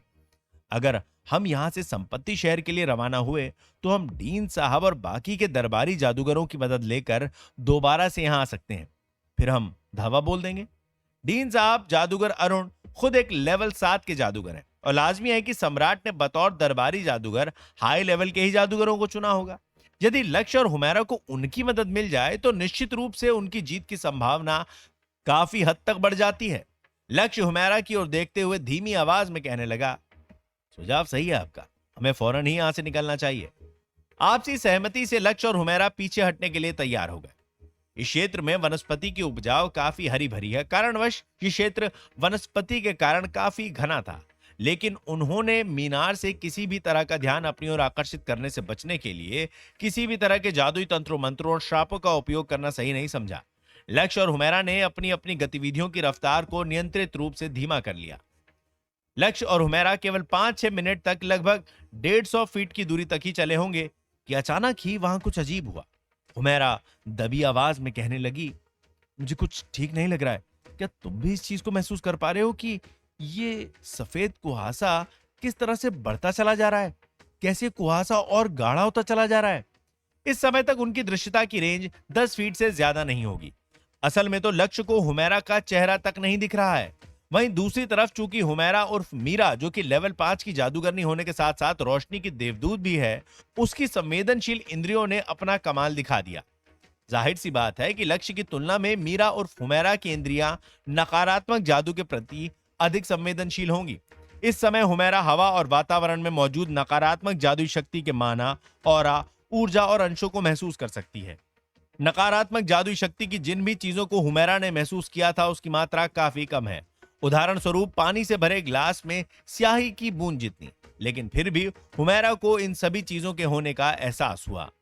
हुमैरा दबी आवाज में कहने लगी, हमारा प्रतिद्वंदी हमसे काफी शक्तिशाली है और मुझे डर है कि वो हमें महसूस कर सकता है। हुमैरा के पास खुद का मीनार है तो वो इस बात से भली भांति वाकिफ है कि जादुई मीनारें कितनी शक्तिशाली होती हैं। लेकिन हुमैरा को इस बात की उम्मीद होना तो दूर की बात, इस बात का अंदाजा तक नहीं था कि उनके प्रतिद्वंदी उन्हें 200 गज की दूरी से भी सटीक रूप से महसूस करने में कामयाब रहेंगे। हुमैरा चलते हुए बात करते करते रुक गई। उसने बात करना और चलना भी बंद कर दिया और उसे एहसास हुआ कि उसे अपनी जादुई शक्ति को छुपाकर रखने से किसी भी तरह का फायदा नहीं पहुंचने वाला है। और अब तो बिल्कुल भी नहीं, जब उनका दुश्मन ये जान चुका है कि वो दोनों इस समय कहां हैं।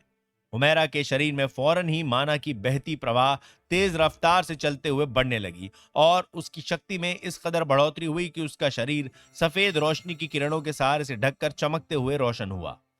ये रोशनी अब फैलने लगी और चंद ही पलों में लक्ष्य पर भी इस चमकती हुई रोशनी की किरणों का असर हुआ और उसका शरीर भी इसी रोशनी की किरणों के सहारे से ढक गया। लक्ष्य ने इस जादुई तंत्र मंत्र को पहचान लिया और फौरन ही लक्ष्य को गेम के सर्वर सिस्टम पर एक नोटिफिकेशन दिखा जिसके सहारे से उसे इस जादुई तंत्र मंत्र की जानकारी मिली। पावन रोशनम, लेवल 4 का हेलो जादुई तंत्र मंत्र। इस जादुई तंत्र मंत्र का इस्तेमाल करने पर 280 माना पॉइंट्स खर्च होता है और इस जादुई तंत्र मंत्र का असर भी इसे इस्तेमाल करने के तुरंत बाद ही दिखने लगता है। प्रभाव, इस जादुई तंत्र मंत्र का इस्तेमाल करने वाले जादूगर या जादूगरनी रोशनी की किरणों का मुख्य केंद्र और स्रोत बन जाएगा या बन जाएगी, जिसके शरीर से रोशनी की किरणें उत्पन्न होकर चारों दिशाओं में फैलेंगी। ये रोशनी की किरणें जिस क्षेत्र में भी जिस किसी भी जादूगर या जादूगरनी के शरीर से उत्पन्न होकर फैल रही होंगी, उसके आसपास तक के नियंत्रित सीमित दायरे में रोशनी की दुनिया में रहने वाले सभी प्राणी, जीव जंतु और क्रीचर्स को लेवल 4 तक के जादुई तंत्रों मंत्रों और श्रापों के हमलों से 90% तक की सुरक्षा प्रदान होगी। इसके साथ साथ उनके जख्म 100% तक भर जाएंगे। वहीं दूसरी तरफ यदि इस क्षेत्र में कोई नकारात्मक जादूगर या जादूगरनी नियंत्रित सीमित दायरे में मौजूद हुआ या हुई, या फिर अंधकार की दुनिया में रहने वाले प्राणी, जीव जंतु और क्रीचर्स मौजूद हुए, तो उनकी ऊर्जा और शक्ति के लेवल में 50% तक की गिरावट आएगी। इसके साथ साथ घायल अवस्था में उनके जख्मों को भरने में समय लगेगा, क्योंकि उनके जख्म भरने की रफ्तार में 80% तक की गिरावट आएगी।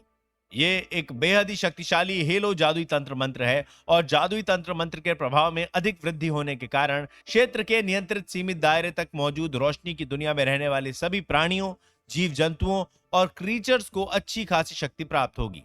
यदि इस जादुई तंत्र मंत्र का इस्तेमाल सैनिकों की टुकड़ी पर किया जाए तो वे एक अजय पवित्र सेना बन जाएगी। कैसे करेंगे हुमैरा और लक्ष्य जादूगर शाहिद का सामना? क्या करेगा जादूगर शाहिद हुमैरा और लक्ष्य के साथ? आगे की कहानी जानने के लिए सुनते रहिए रोमांच और खतरे से भरी कहानी ट्रैप्ड इन वीडियो गेम, सिर्फ पॉकेट एफएम पर।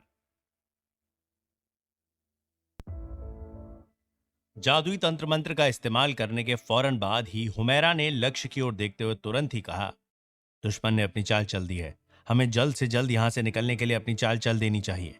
लक्ष्य ने हाँ के इशारे में अपनी गर्दन हिला दी। उसके बाद लक्ष्य ने दबी और धीमी आवाज में वायुमह वृकमह जादुई तंत्र मंत्र का इस्तेमाल किया, जिसके कुछ ही सेकंड के बाद वहां एक भेड़िया अचानक ही आ धमका, जो कि उसी पावन रोशनी की किरणों में ढका हुआ है जो हुमैरा के शरीर से उत्पन्न हो रही थी।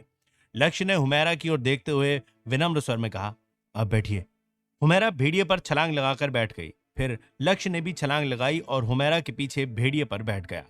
भेड़िया ने हुकार भरी और भयावह एवं खतरनाक भूतिया शैतानी जादुई मीनार को पीछे छोड़ वो भेड़िया घने जंगल में तेज रफ्तार के साथ आगे की तरफ भागा।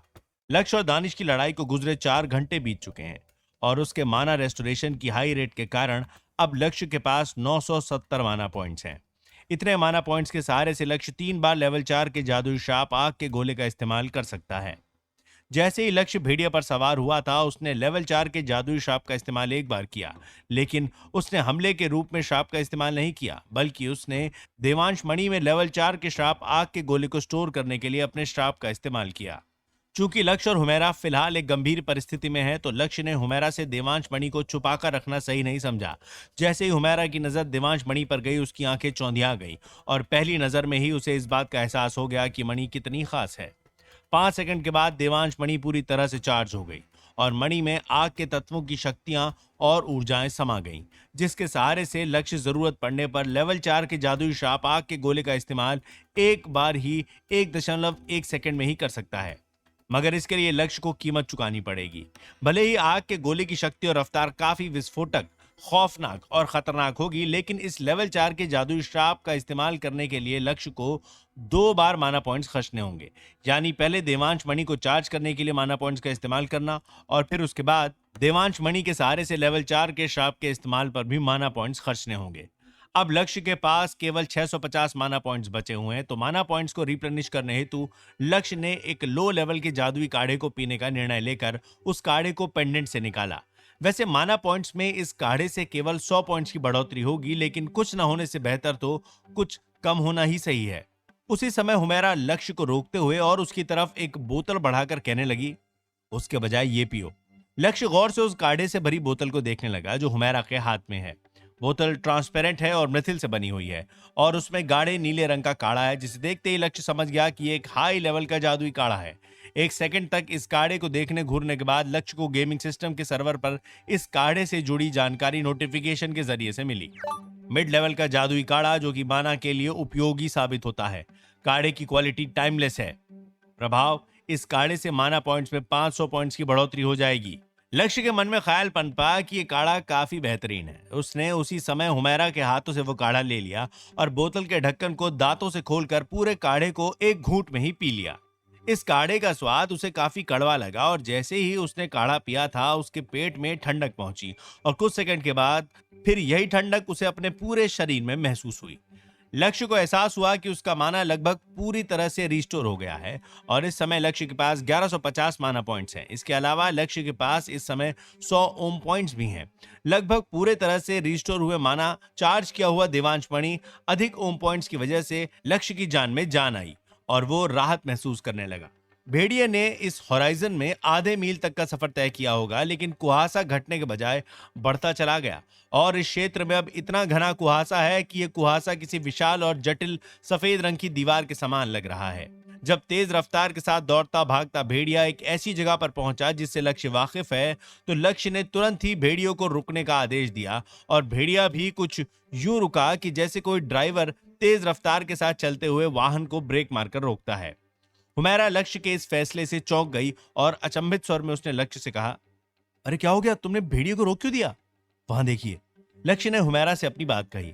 अपनी बात कहते हुए ही लक्ष्य ने अपनी एक उंगली का इशारा एक किनारे की दिशा की ओर कर दिया, जहां से घने सफेद कुहासे के माध्यम से नदी और झील की एक झलक दिख रही है और उन्हें पानी की लहरों की आवाजें भी सुनाई दे रही हैं। यदि इस बात को दूसरे शब्दों में कहा जाए तो ये भेड़िया लक्ष्य और हुमैरा को मीनार से दूर ले ही नहीं गया, वो तो बस इस झील के ही चक्कर काटता रहा था। लक्ष्य ने मध्यम आवाज में कहा, अभी तक हम इसी भ्रम में थे कि ये भेड़िया हमें मीनार से दूर ले जाते हुए आगे बढ़ रहा है, मगर घने कुहासे की वजह से कुछ भी देख पाना संभव नहीं है, जिस वजह से भेड़िया तेज रफ्तार के साथ इस नदी और झील के ही इर्द गिर्द गोल गोल चक्कर काटते हुए भाग रहा था। तब जाकर हुमैरा को समझ आया कि वे लोग इस समय किस परिस्थिति से जूझ रहे हैं। ऐसा एक भ्रमित कर देने वाले जादुई तंत्र मंत्र के कारण हुआ था, लेकिन जिस पल इस भ्रम में रहने वाले को इस बात का एहसास होता है कि ये एक भ्रम है जिसे छलावे से तैयार किया गया है, तो उसे इस माया से बाहर निकलने में भी अधिक समय नहीं लगता है, क्योंकि इस भ्रमित कर देने वाले मायावी जादुई तंत्र मंत्र का तोड़ काफी आसान सा होता है, तो इसे नष्ट करना काफी आसान ही होगा, जिसका अंदाजा हुमैरा को हो चुका है। हुमैरा ने अपना हाथ उठाकर अपनी जादुई छड़ी को हवा में लहराते हुए जादुई तंत्र मंत्र सत्यमः रोशनमः का इस्तेमाल किया, जिसके तुरंत बाद ही जादुई छड़ी पर लगे एम्बर से बनी मणि सफेद रंग की रोशनी की किरणों के सहारे से चमकी और फिर मणि से सफेद रंग की रोशनी की किरणें किसी लेजर की रोशनी की किरणों के समान निकलने लगी। उसी समय लक्ष्य को गेमिंग सिस्टम के सर्वर पर इस जादुई तंत्र मंत्र से जुड़ी जानकारी नोटिफिकेशन के जरिए से मिली। सत्यमः रोशनमः एक लेवल 2 का जादुई तंत्र मंत्र जिसके इस्तेमाल पर 25 माना पॉइंट्स खर्च होंगे। प्रभाव: एक रोशनी की किरण सीधे तरीके से एक क्षेत्र में एक ही दिशा में तब तक फैलती है जब तक क्षेत्र घुमावदार या घुमा मुड़ा हुआ ना हो। इस लेजर की रोशनी की किरणों के समान निकलती सफेद रंग की रोशनी की किरणें अपने आगे इस घने कुहासे को चीरते हुए सीधे दिशा में जाकर उस रास्ते पर पड़ी जहां से रास्ता घूमता है।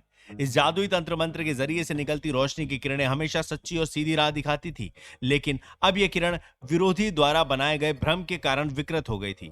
इतने बड़े क्षेत्र को मोड़ना और विकृत करना वास्तव में लगभग असंभव है। तथ्य यह है कि प्रतिद्वंदी इस तरह की उपलब्धि के लिए सक्षम है क्योंकि उसके पास दुर्जेय शक्ति है। वो शायद लक्ष्य और हुमैरा को चुटकियों में खत्म कर सकता है।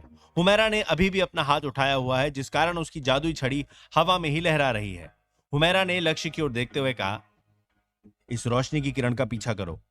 लक्ष्य ने अपनी गर्दन हाँ के इशारे में हिला दी और फिर उसने विकृत पथ पर चलने के लिए भेड़िए पर अपना नियंत्रण बनाया। ऐसा लगने लगा कि जैसे वो घुमावदार रास्ते के माध्यम से इस घुमावदार रास्ते पर आगे बढ़ रहा है, लेकिन असल में ये रास्ता सीधी दिशा पर बना हुआ है। उसने इस रास्ते पर 100 गज की दूरी का फासला तय किया होगा कि अचानक ही एक और मुसीबत उनके गले पड़ गई। लक्ष्य और हुमैरा की आंखों के सामने एक घनी और बड़ी सी झाड़ी है, जहां से अचानक ही एक परछाई निकली और उनके सामने प्रकट हुई। इस परछाई की लंबाई 13 फीट तक की रही होगी, लेकिन क्योंकि कुहासे के कारण वहां कुछ भी देख पाना संभव नहीं है, इसीलिए वो दोनों सटीक रूप से इस परछाई के फीचर्स को देखने में असमर्थ रहे। मगर एक बात उन्हें पक्के तौर पर पता चल चुकी है कि इस परछाई की रफ्तार काफी तेज है। प्रकट होने के कुछ ही पलों के बाद वो परछाई लेवल 3 के जादुई तंत्र मंत्र वायुमः वृकमः से बने भेड़िए के काफी करीब पहुंच गई।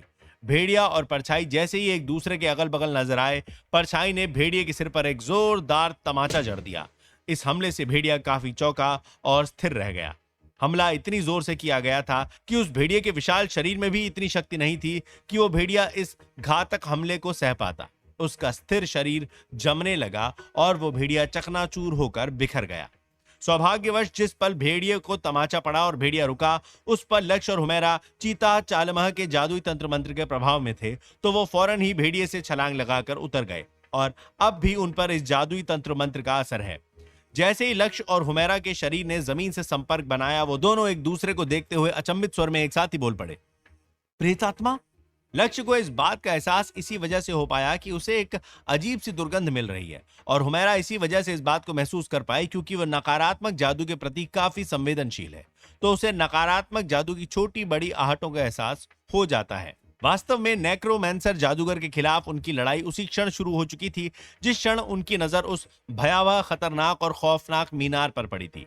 देवदूत हुमैरा ईस्ट कोव जादुई विद्यालय के डीन की बेशकीमती शिष्य के रूप में अपने नाम जादूगरनी मीरा पर खरी उतरी। हालांकि हुमैरा और लक्ष्य के लेवलों में केवल एक ही लेवल का फासला है, लेकिन जादू के मामले में हुमैरा के पास लगभग 20 वर्षों का अनुभव है, और यह अनुभव केवल 20 वर्षों तक पाए गए ज्ञान और अनुसंधानों का नहीं, बल्कि उसे जादुई तंत्र मंत्रों और श्रापों के सहारे से 20 वर्षों तक जादुई युद्ध लड़ने का भी अनुभव है।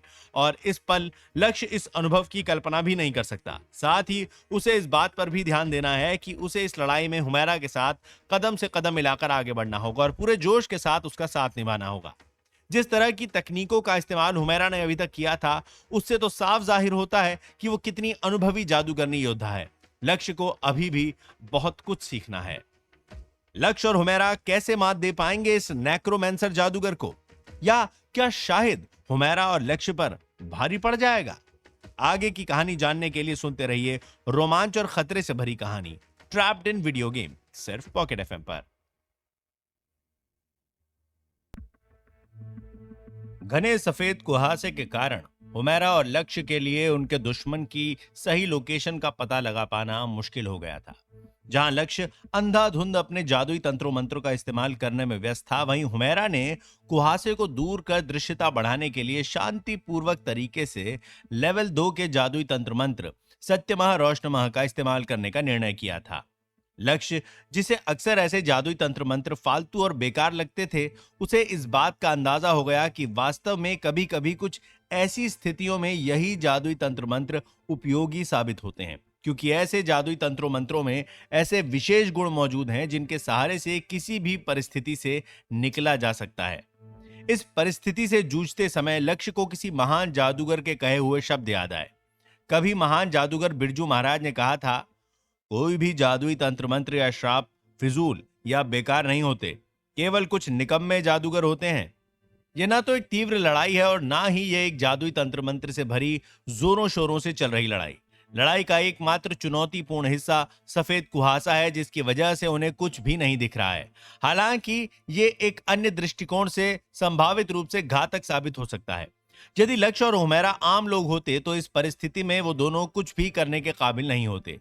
यही बात उन दिग्गजों, महारथियों, सैनिकों और योद्धाओं पर भी लागू होती है जिनके पास काफी शक्तिशाली ऑरा हो। यदि इस समय यहां नेक्रोमेंसर जादूगर से लड़ने राज्य के बड़े बड़े दिग्गज महारथी सैनिक फौज लेकर भी पहुंचे होते, तो इसकी संभावना शून्य है कि उनमें से कोई भी भयावह मीनार के करीब पहुंच पाता, और इसे ही शक्ति का असल ज्ञान और अनुभव कहा और माना जाएगा। जादूगरों के बीच हो रही लड़ाई में शारीरिक बल मायने नहीं रखता। इस लड़ाई में छल का प्रयोग होता है, और छल का प्रयोग बल से अधिक बुद्धि पर निर्भर करता है। साथ ही साथ दोनों ही पक्षों को प्रतिद्वंदियों की मानसिकता को समझबूझकर सटीक रूप से जांचा परखा जाता है और एक दूसरे की चालों की भविष्यवाणियां भी करनी पड़ती हैं। और ये लड़ाई वैसी ही लड़ाई है। मृत योद्धाओं की आत्माओं की उपस्थिति इस बात की गवाही देती है कि नेक्रोमेंसर जादूगर आखिरकार अपना असली रंग दिखा रहा है। इस मृत योद्धा के आत्मा की लंबाई 15 फीट तक की रही होगी। साथ ही उसका बाहरी हिस्सा काफी मोटा है और उसकी ताकत काफी जटिल और विशालकाय। पवित्र ऑरा द्वारा प्रतिबंधित होने के बावजूद भी इस आत्मा ने कुछ समय पहले ही जादुई तंत्र मंत्र वायुमह वृक्रमह से बने भेड़िए को एक तमाचे में ही नष्ट कर दिया था, जिसके बाद वो हाथों में एक लकड़ी की मोटी छड़ी लिए लक्ष्य की ओर हमला करने के इरादे से बढ़ा। लक्ष्य ने फौरन ही उसके हमले से बचने के लिए पीछे हटने का निर्णय लिया, लेकिन फिर लक्ष्य ने ऐसा करना सही नहीं समझा। लड़ाई में किसी को भी कभी भी अपनी मानवीय प्रवृत्ति का पालन नहीं करना चाहिए, खासकर अगर विरोधी जादूगर हो। प्रवृत्ति की प्रतिक्रियाओं को आसानी से समझा जा सकता है और यही प्रक्रिया एक पक्ष को दूसरे पक्ष द्वारा बुने हुए जाल में फंसा देती है। यही कारण है कि अत्यंत कुशल योद्धा या त्वरित सजगता वाले शार्प शूटर जिनके पास अधिक शक्तियां होती हैं, उन सामान्य मनुष्यों को जादूगरों द्वारा पराजित किया गया था, क्योंकि ये लोग युद्ध में ज्यादातर अपनी प्रवृत्ति और रिफ्लेक्स की शक्ति के बलबूते पर निर्भर रहते हैं, जिसकी वजह से वो अक्सर ही जादूगर के जाल में फंस जाते हैं। जिस जगह पर लक्ष्य खड़ा है उसके पीछे का हिस्सा घने कुहासे से ढका हुआ है और लक्ष्य पक्के तौर पर दावे के साथ ये बात कह सकता है कि वहां और भी आत्माएं हमला करने के लिए छुपी हुई होंगी। इसीलिए लक्ष्य ने पीछे हटकर हमले से बचने के विकल्प के बारे में सोचना छोड़ दिया। साथ ही लक्ष्य को उस आत्मा से भी बचना है जो उस पर हमला करने के लिए उसकी ओर बढ़ रही है। लक्ष्य फौरन ही हमले से बचने के लिए एक साइड की तरफ कूदा और ऐसा करते हुए उसने हुमैरा पर लेवल 3 के जादुई तंत्र मंत्र इडलवियस का इस्तेमाल किया। लेवल 3 का जादुई तंत्र मंत्र इडलवियस एक ऐसा शक्तिशाली सुरक्षक जादुई तंत्र मंत्र है जो कि जादुई और शारीरिक हमलों से सुरक्षा प्रदान करता है। भले ही लक्ष्य इस समय एक मुसीबत में फंसा हुआ है, लेकिन उसने सटीक रूप से इस बात को परख लिया था कि उस पर हमला कब होने वाला है। वहीं दूसरी तरफ हुमैरा भले ही इस समय सुरक्षित दिख रही है, लेकिन लक्ष्य के नजरिए के अनुसार हुमैरा एक लेवल 5 की जादूगरनी है और लक्ष्य खुद लेवल 4 का। तो क्या प्रतिद्वंदी हुमैरा पर हमला करने के बजाय लक्ष्य पर हमला करेगा? ऐसा होना असंभव है और विरोधी भी हुमैरा को नजरअंदाज करने का जोखिम नहीं उठाने वाला है। लक्ष्य को ऐसा महसूस हुआ कि विरोधी ने हुमैरा पर चुपके से वार करने का मंसूबा बना लिया है, क्योंकि हुमैरा जब इस विशाल आत्मा से लड़ने में व्यस्त होगी तो विरोधी कोई ना कोई चाल चलकर हुमैरा पर हमला अवश्य करेगा। वो बस मौके के इंतजार में है और जैसे ही विरोधी को मौका मिलेगा तो वो जरूर अपनी चाल चल देगा और हुमैरा पर एक घातक हमला करेगा। शायद इस बात की भी संभावना हो सकती है कि लक्ष्य इस बारे में कुछ अधिक सोच रहा हो या वो इस वहम में हो, लेकिन उसके निर्णय ने एक बात तो पक्के तौर पर साबित कर दी, जो ये है कि लक्ष्य जादू के प्रति कितना गंभीर है। जब हुमैरा को एहसास हुआ कि उस पर लेवल 3 के जादुई तंत्र मंत्र इडलवियस का असर है, तो वो चौंक कर लक्ष्य की ओर देखने लगी। साथ ही उन दोनों की नजरें एक दूसरे से टकराईं और दोनों में एक आपसी सहमति की भावना जागी और दोनों को इस बात पर भरोसा हो गया कि वो दोनों खुद पर और एक दूसरे पर यकीनन निर्भर रह सकते हैं। हुमैरा के पास लक्ष्य की तरह असाधारण क्षमता नहीं है, जो ये है कि युद्ध में तात्कालिक और सटीक भविष्यवाणियां करने का कौशल। कारणवश उसने लक्ष्य पर विश्वास करने का निर्णय लिया। हुमैरा ने अपना सारा ध्यान अपनी जादुई शक्ति का इस्तेमाल करने पर केंद्रित कर अपनी जादुई छड़ी की नोक विशाल आत्मा पर पॉइंट की और उसने जादुई श्राप जादुई तारों का रोशन जाल का इस्तेमाल किया। रोशनी के देवदूत होने के रूप में हुमैरा के पास स्वाभाविक रूप से रोशनी से जुड़ी सभी एलिमेंटल जादुई तंत्र मंत्रों और श्रापों का इस्तेमाल करने का कौशल है, और यह कौशल उसे और उसकी पूरी जाति को वरदान के रूप में दिया गया है। लक्ष्य को गेम के सर्वर सिस्टम पर इस जादुई श्राप की जानकारी नोटिफिकेशन के जरिए से मिली।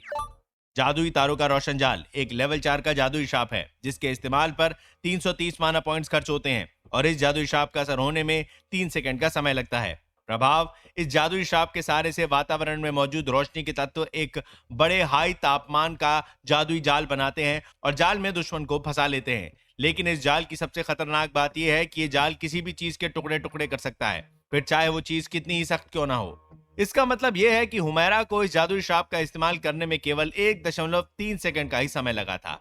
यह वरदान हुमैरा के लिए काफी अच्छा तोहफा है। जादुई श्राप का इस्तेमाल करने के 1.3 सेकंड के बाद एक बड़ा सा जाल आत्मा की ओर बढ़ता दिखा। यह जाल इतना बड़ा है कि इस जाल से निकलने की आत्मा के पास जगह भी नहीं बची, और जैसे ही आत्मा और जाल एक दूसरे से टकराए, आत्मा के टुकड़े टुकड़े हो गए। उसी पल हवा में एक दुर्गंध फैलने लगी और साथ ही आत्मा के कटे पुर्जे सड़ने गलने लगे। आत्मा के कटे पुर्जे इतने जहरीले थे कि उनकी वजह से जमीन पर इसकी प्रदूषित कंपाउंड का असर हुआ और जमीन में गड्ढे पड़ने लगे, जिस कारण वातावरण में और भी कुहासा प्रकट होने लगा।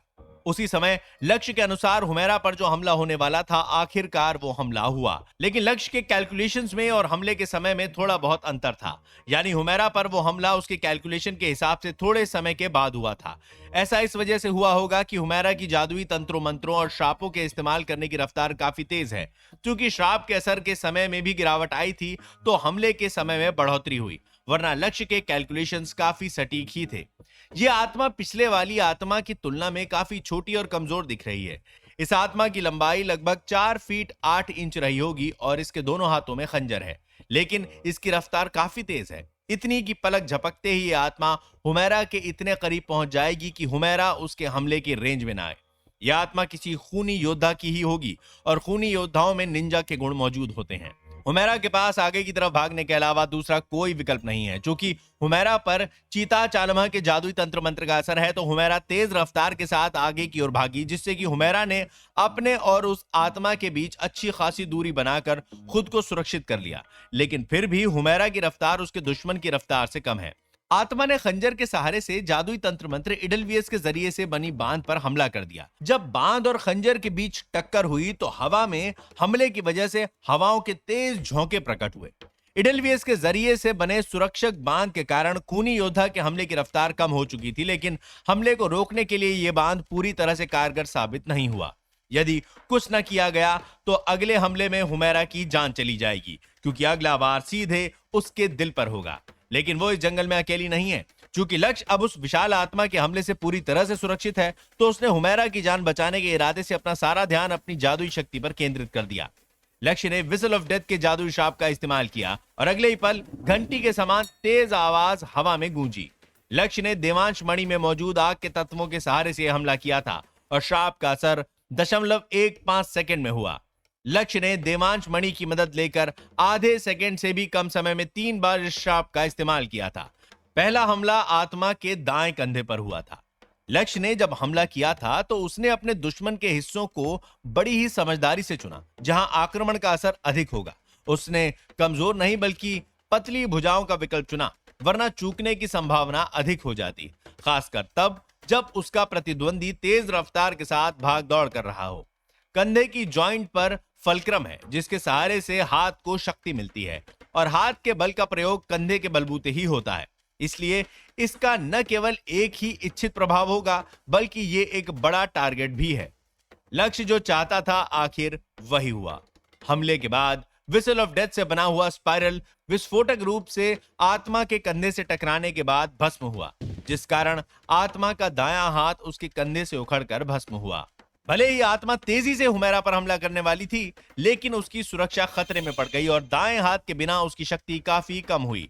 साथ ही इडलवियस की फोर्स फील्ड के कारण उस पर प्रभाव हुआ और हुमैरा सुरक्षित हो गई। दूसरा हमला आत्मा के सीने के बीचों बीच हुआ और इस विस्फोटक हमले से आत्मा विपरीत दिशा की ओर उड़कर जा गिरी। वहीं दूसरी तरफ तीसरा हमला लक्ष्य के पीछे कुहासे से भरे हिस्से में हुआ। स्पाइरल स्पाइक्स कुहासे को चीरकर पीछे के हिस्से को दर्शाने लगी, जहां से एक दूसरी आत्मा लक्ष्य पर तेजी से हमला करने के इरादे से उसकी तरफ बढ़ती हुई दिखने लगी। और उसकी रफ्तार को देख यही पता चलता है कि यह भी एक खूनी योद्धा की आत्मा है। यदि लक्ष्य विशाल और जटिल आत्मा के हमले से बचने के लिए पीछे हटा होता तो अब तक लक्ष्य का काम तमाम हो चुका होता। नेक्रोमेंसर जादूगर को उम्मीद नहीं थी कि लक्ष्य हमले से बचने के लिए साइड की तरफ कूद पड़ेगा, जिस कारण तीसरी आत्मा को प्रकट होने में समय लग गया। कौन पड़ेगा किस पर भारी, कौन जीतेगा और कौन हारेगा, आगे की कहानी जानने के लिए सुनते रहिए रोमांच और खतरे से भरी कहानी ट्रैप्ड इन वीडियो गेम, सिर्फ पॉकेट एफएम पर। विसल ऑफ डेथ के हमले की उम्मीद नेक्रोमेंसर जादूगर को नहीं थी। हमले से बचने की कोशिश के बावजूद भी उस खूनी योद्धा की आत्मा के कंधे से तीसरी स्पाइरल स्पाइक जाकर टकरा गई, जिस वजह से उसका हाथ उखड़कर भस्म हो गया। मगर फिर भी आत्मा को इससे कोई फर्क नहीं पड़ा और वो तब भी लक्ष्य की ओर तेजी से बढ़ती हुई दिखने लगी।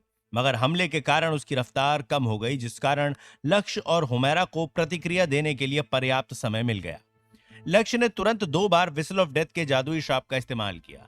एक हमला उस आत्मा पर हुआ जिसने हुमैरा पर हमला किया था, और इस बार लक्ष्य के हमले के कारण वो आत्मा पूरी तरह से नष्ट हो गई। दूसरा हमला उस आत्मा पर हुआ जो लक्ष्य पर हमला करने के इरादे से उसकी ओर बढ़ते हुए तेज रफ्तार के साथ आ रहा है।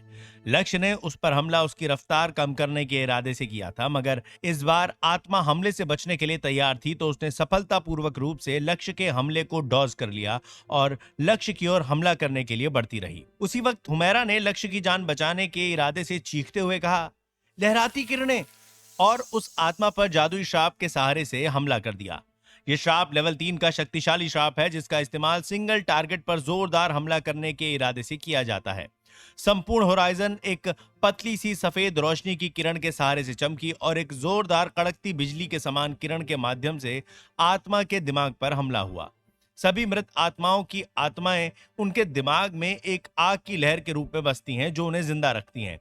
हुमैरा के हमले के कारण आत्मा के दिमाग में बसा आग के लहर का स्ट्रक्चर पूरी तरीके से नष्ट हो गया, जिस कारण अब यह आत्मा सड़े गले मांस के टुकड़ों में बदलकर जमीन की सतह पर बिखर गई। लड़ाई खत्म हो चुकी है। पक्के और ऑफिशियल जादूगरों के बीच की लड़ाई में इसी तरह के हाई लेवल के जंग की तकनीकों का प्रयोग होता है। ऐसी जंग में कैलकुलेशंस, शारीरिक बल और जादुई तंत्रों मंत्रों और श्रापों का इस्तेमाल करने की तकनीकों पर खास ध्यान दिया जाता है। ऐसी लड़ाइयों में किसी भी तरह की लापरवाही या गलती का परिणाम मौत है।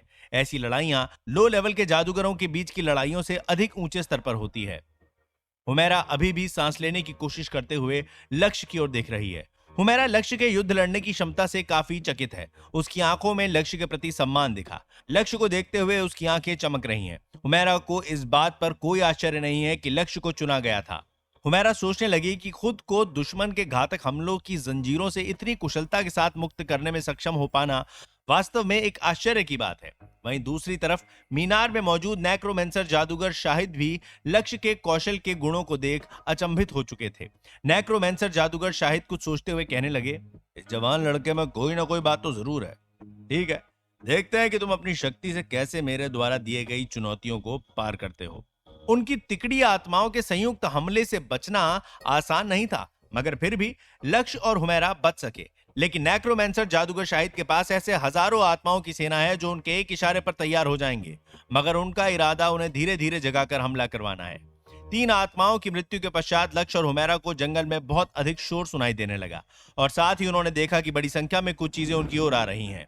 साथ ही साथ उनके चारों ओर नकारात्मक जादू की ऑरा में तेज रफ्तार के साथ बढ़ोतरी हुई। इससे भी अधिक चौंकाने वाली बात यह थी कि हवा में पंखों के फड़फड़ाने की आवाज भी गूंजने लगी, जिसका मतलब है कि लक्ष्य और हुमैरा यहां से उड़कर भी नहीं भाग सकते हैं। इसमें कोई शक नहीं है कि उनका सामना नेक्रोमेंसर जादूगर द्वारा तैयार किए गए आत्माओं की सेना से होने वाला है। हुमैरा गुस्से से कहने लगी, हमारा दुश्मन हमें यहीं फंसा कर रखना चाहता है और अब हमारे पास यहां से भागने का कोई रास्ता नहीं है। लक्ष्य हुमैरा की ओर देखते हुए कहने लगा, यहां से निकलने के लिए हमें नेक्रोमेंसर जादूगर को मारना होगा। लक्ष्य को इस बात का अंदाजा हो गया कि यहां किस तरह के जादू का इस्तेमाल हो रहा है। जिस तरह के नकारात्मक जादू को लक्ष्य ने वहां देखा, वो उस किताबी ज्ञान से काफी मेल खा रहा था जो समनिंग जादुई तंत्रों मंत्रों से जुड़ा हुआ था। साथ ही लक्ष्य को इस बात का भी एहसास हुआ कि नेक्रोमेंसर जादूगर की युद्ध की रणनीति भी कुछ खास नहीं थी। यहां से निकलने का एकमात्र तरीका यह है कि उसे और हुमैरा को नेक्रोमेंसर जादूगर पर प्रत्यक्ष रूप से हमला करना होगा।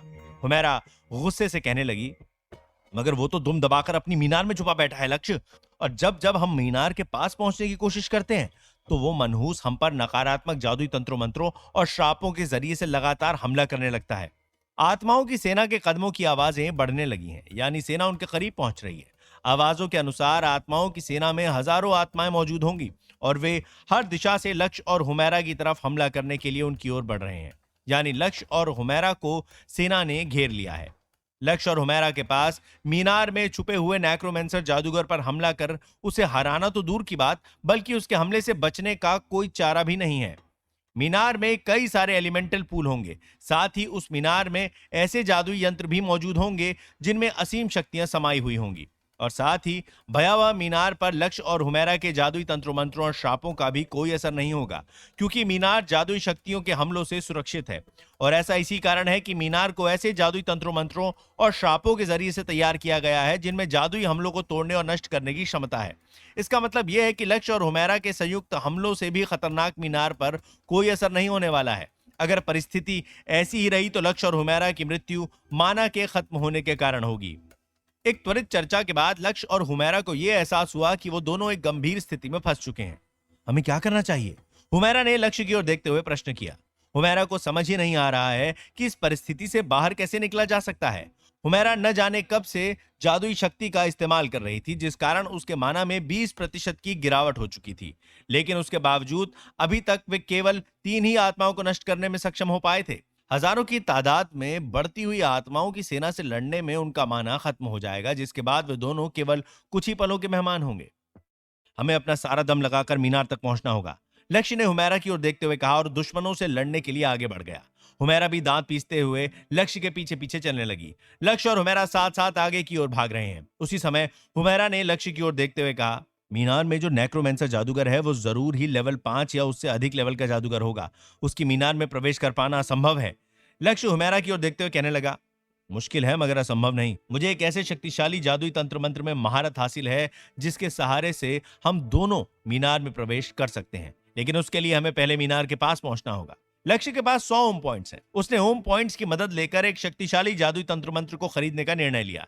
इस समय लक्ष्य के पास अच्छा खासा माना है। भले ही उसका प्रतिद्वंदी इस पल अपनी मीनार में ही क्यों न दुबक कर बैठा हो, मगर फिर भी लक्ष्य को पूरा भरोसा है कि अगर वो मीनार के करीब पहुंचने में सक्षम हो पाया तो वो लेवल 8 के जादुई तंत्र मंत्र के सहारे से हुमैरा के साथ मीनार में प्रवेश करने में कामयाब हो जाएगा। लेकिन लक्ष्य की बात सुनकर भी न जाने क्यों हुमैरा किसी दुविधा में है और साथ ही उसे लक्ष्य की बात पर भरोसा नहीं हुआ। लक्ष्य हुमैरा की ओर देखते हुए कहने लगा, ये जादुई तंत्र मंत्र एक ब्रह्मास्त्र जादुई तंत्र मंत्र के समान है हुमैरा जी। एक देवदूत होने के नाते हुमैरा के पास लक्ष्य की बात सुनकर उस पर और उसके मंसूबे पर भरोसा करने के अलावा कोई दूसरा रास्ता नहीं बचा। लक्ष्य और हुमैरा पर जादुई तंत्र मंत्र चीता चालमह, पावन रोशनम और इडलवियस का असर है। भले ही आत्माओं की सेना कुहासे की मदद लेकर कुहासे में ढके हुए और छुपकर उनकी ओर बढ़ रही है, मगर दोनों को इस बात का भरोसा हो गया कि वे इन आत्माओं से निपटने में कामयाब हो जाएंगे। लक्ष्य और हुमैरा के लिए अच्छी खबर यह है कि इस समय वे दोनों झील के पास पहुंचने ही वाले हैं। असल में वे दोनों इस समय नदी के तट पर ही पहुंचे हैं। कुछ कदम आगे बढ़ाने के बाद लक्ष्य नदी में कूद पड़ा। नदी का पानी इतना ठंडा है कि जैसे ही उसका शरीर पानी के संपर्क में आया, लक्ष्य पूरा ठंडा पड़ गया। उसे अपनी रीढ़ की हड्डी तक में भी ठंडक महसूस हुई। साथ ही लक्ष्य को इस बात का भी अंदाजा हुआ कि नदी के पानी में भी नकारात्मक जादू के तत्व मौजूद हैं। यदि लक्ष्य पर जादुई तंत्र मंत्र पावन रोशनम और इडलवियस का असर न हुआ होता तो इस समय लक्ष्य की मृत्यु जमने के कारण हुई होती। हुमैरा ने भी लक्ष्य का पीछा कर नदी में छलांग लगा दी। इसके अलावा उनके पास कोई रास्ता नहीं है और वे कहीं भी भाग नहीं सकते थे, क्योंकि उनके पीछे आत्माओं की सेना पड़ी है। लक्ष्य और हुमैरा उन आत्माओं से डरते नहीं हैं, लेकिन उनका सामना करने का मतलब होता माना को जाया करना, और लक्ष्य और हुमैरा नेक्रोमेंसर जादूगर की कठपुतलियों से लड़ने में अपना माना जाया नहीं करने वाले हैं। स्वाभाविक रूप से आत्माओं को पानी से डर नहीं लगता, तो वे भी पानी में छलांग लगाने लगे। लेकिन पानी में इन आत्माओं की रफ्तार काफी कम हो गई। साथ ही वे तैरना नहीं जानते हैं तो वे डूबने लगे, मगर उनमें से कुछ आत्माएं लक्ष्य और हुमैरा का पीछा करने की कोशिश में लगी हुई हैं, मगर उनकी रफ्तार इतनी कम है कि लक्ष्य और हुमैरा को उनसे किसी भी तरह का खतरा नहीं होने वाला। मगर सबसे चौंका देने वाली बात यह हुई कि हुमैरा ने पानी में छलांग तो लगाई थी, लेकिन वो पानी के अंदर गई नहीं थी, क्योंकि पानी में छलांग लगाने से कुछ ही सेकंड पहले हुमैरा ने खुद पर जादुई तंत्र मंत्र लेविटेशन का इस्तेमाल किया था, जिस कारण हुमैरा पानी की सतह पर से 3 फीट ऊपर थी और हुमैरा के शरीर पर पानी का एक बूंद तक नहीं दिख रहा है। हुमैरा ने इस जादुई तंत्र मंत्र का इस्तेमाल लक्ष्य पर भी किया और जैसे ही इस जादुई तंत्र मंत्र का असर लक्ष्य पर हुआ तो वो भी धीरे धीरे पानी से बाहर निकलते हुए ऊपर आने लगा। जैसे ही लक्ष्य पानी से पूरी तरह से बाहर निकला, वो हुमैरा की ओर अचंभित नजरों से देखने लगा। आपने मुझ पर इस जादुई तंत्र मंत्र का इस्तेमाल पहले क्यों नहीं किया? लक्ष्य ने चौंकते कांपते और हुमैरा की ओर गुस्से से देखते हुए प्रश्न किया। लक्ष्य हुमैरा से इस बात से नाराज देखने लगा कि हुमैरा ने उस पर तब जादुई तंत्र मंत्र का इस्तेमाल नहीं किया जब उसने पानी में छलांग लगाई थी और ठंडे पानी में थर थर कांप रहा था। यदि हुमैरा ने उस पर पहले ही जादुई तंत्र मंत्र का इस्तेमाल किया होता तो उसे ठंडे पानी में ठिठुरना नहीं पड़ता। हुमैरा लक्ष्य को इस तरह परेशान देखकर उसे थोड़ा शांत करने की कोशिश करते हुए कहने लगी, मुझे माफ करना लक्ष्य, वो क्या है ना कि मुझे पता नहीं था कि तुम इस तरह से पानी में छलांग लगाने वाले हो, और इससे पहले कि मुझे तुम पर इस जादुई तंत्र मंत्र का इस्तेमाल करने का समय मिलता तुम पानी में जा चुके थे। लक्ष्य की स्थिति को देखते हुए हुमैरा ने खुद को बेहद मुश्किल से हंसने से रोका हुआ है। उसके बाद हुमैरा ने लक्ष्य को सुखाने के लिए उस पर एक जादुई तंत्र मंत्र का इस्तेमाल किया। क्या लक्ष्य और हुमैरा बिना किसी रुकावट के नेक्रोमेंसर जादूगर की मीनार में पहुंचने में होंगे कामयाब? आगे की कहानी जानने के लिए सुनते रहिए रोमांच और खतरे से भरी कहानी ट्रैप्ड इन वीडियो गेम, सिर्फ पॉकेट एफएम पर। लक्ष्य हुमैरा से बहस नहीं कर सकता, इसीलिए वो खामोश रहकर मीनार की ओर बढ़ा और हुमैरा उसके पीछे चल पड़ी। भले ही गाढ़े सफेद कुहासे के कारण अभी भी उनकी दृष्टि अस्पष्ट थी, लेकिन मीनार के इर्द गिर्द मौजूद नकारात्मक जादू की ऑरा इतनी शक्तिशाली है कि वो दोनों वहां आंखें बंद करके भी पहुंच सकते हैं। उन्होंने अनुमान लगाया कि मीनार और उनके बीच 1 मील से भी कम दूरी का फासला होगा। झील की सतह पर करीब 100 फीट तक हवा में लहराते हुए आगे बढ़ने के बाद लक्ष्य और हुमैरा को एहसास हुआ कि झील की सतह पर मौजूद घना कुहासा और भी घना होने लगा है। अब तक उनकी देखने की सीमा कुछ फीट का ही फासला तय कर पा रही थी, लेकिन उससे आगे और उससे अधिक देख पाना उनके लिए नामुमकिन हो गया। कारणवश उन्हें ऐसा लगने लगा जैसे वो एक ठोस सफेद दीवार की ओर बढ़ रहे हों। भटक जाने से बचने के लिए हुमैरा और लक्ष्य करीब रहकर साथ साथ आगे बढ़े। असल में उनके कंधे आपस में सटे हुए थे और वो दोनों इसी तरह एक साथ ही हवा में लहराते हुए अशुभ मीनार की ओर बढ़ रहे हैं। लाजमी है कि हुमैरा और लक्ष्य इस बात से वाकिफ नहीं है कि उन्हें और कितने खतरों का सामना करना पड़ेगा, और ना ही उन्हें इस बात की जानकारी है कि मीनार में पहुंचने के बाद उन पर कितनी मुसीबतें आएंगी। इसी दौरान मीनार में उपस्थित नेक्रोमेंसर जादूगर शाहिद जादुई दर्पण के जरिए से हुमैरा और लक्ष्य की गतिविधियों पर नजर रखे हुए थे। नेक्रोमेंसर जादूगर शाहिद ठहाके मारकर हंसते हुए कहने लगे, इन दोनों को अंदाजा भी नहीं है कि वो कितनी तेजी से अपनी मृत्यु की ओर बढ़ रहे हैं। ऊपर से दोनों बेवकूफ झील में भी कूद गए।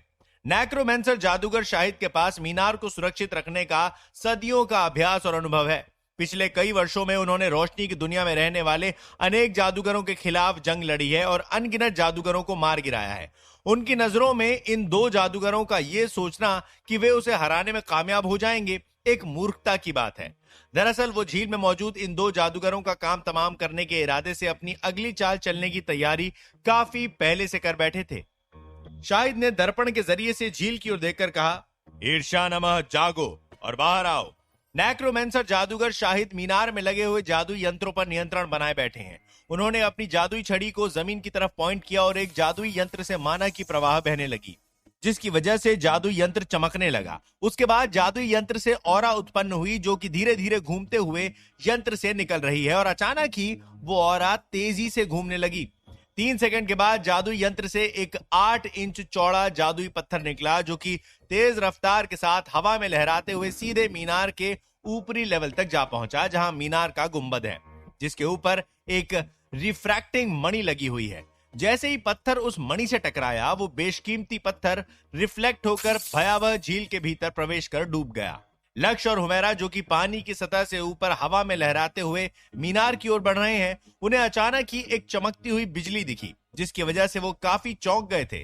साथ ही उन्हें वातावरण में नकारात्मक जादू के अंश में तेजी से बढ़ोतरी होती महसूस होने लगी और इस एहसास से वो और भी अचंभित रह गए।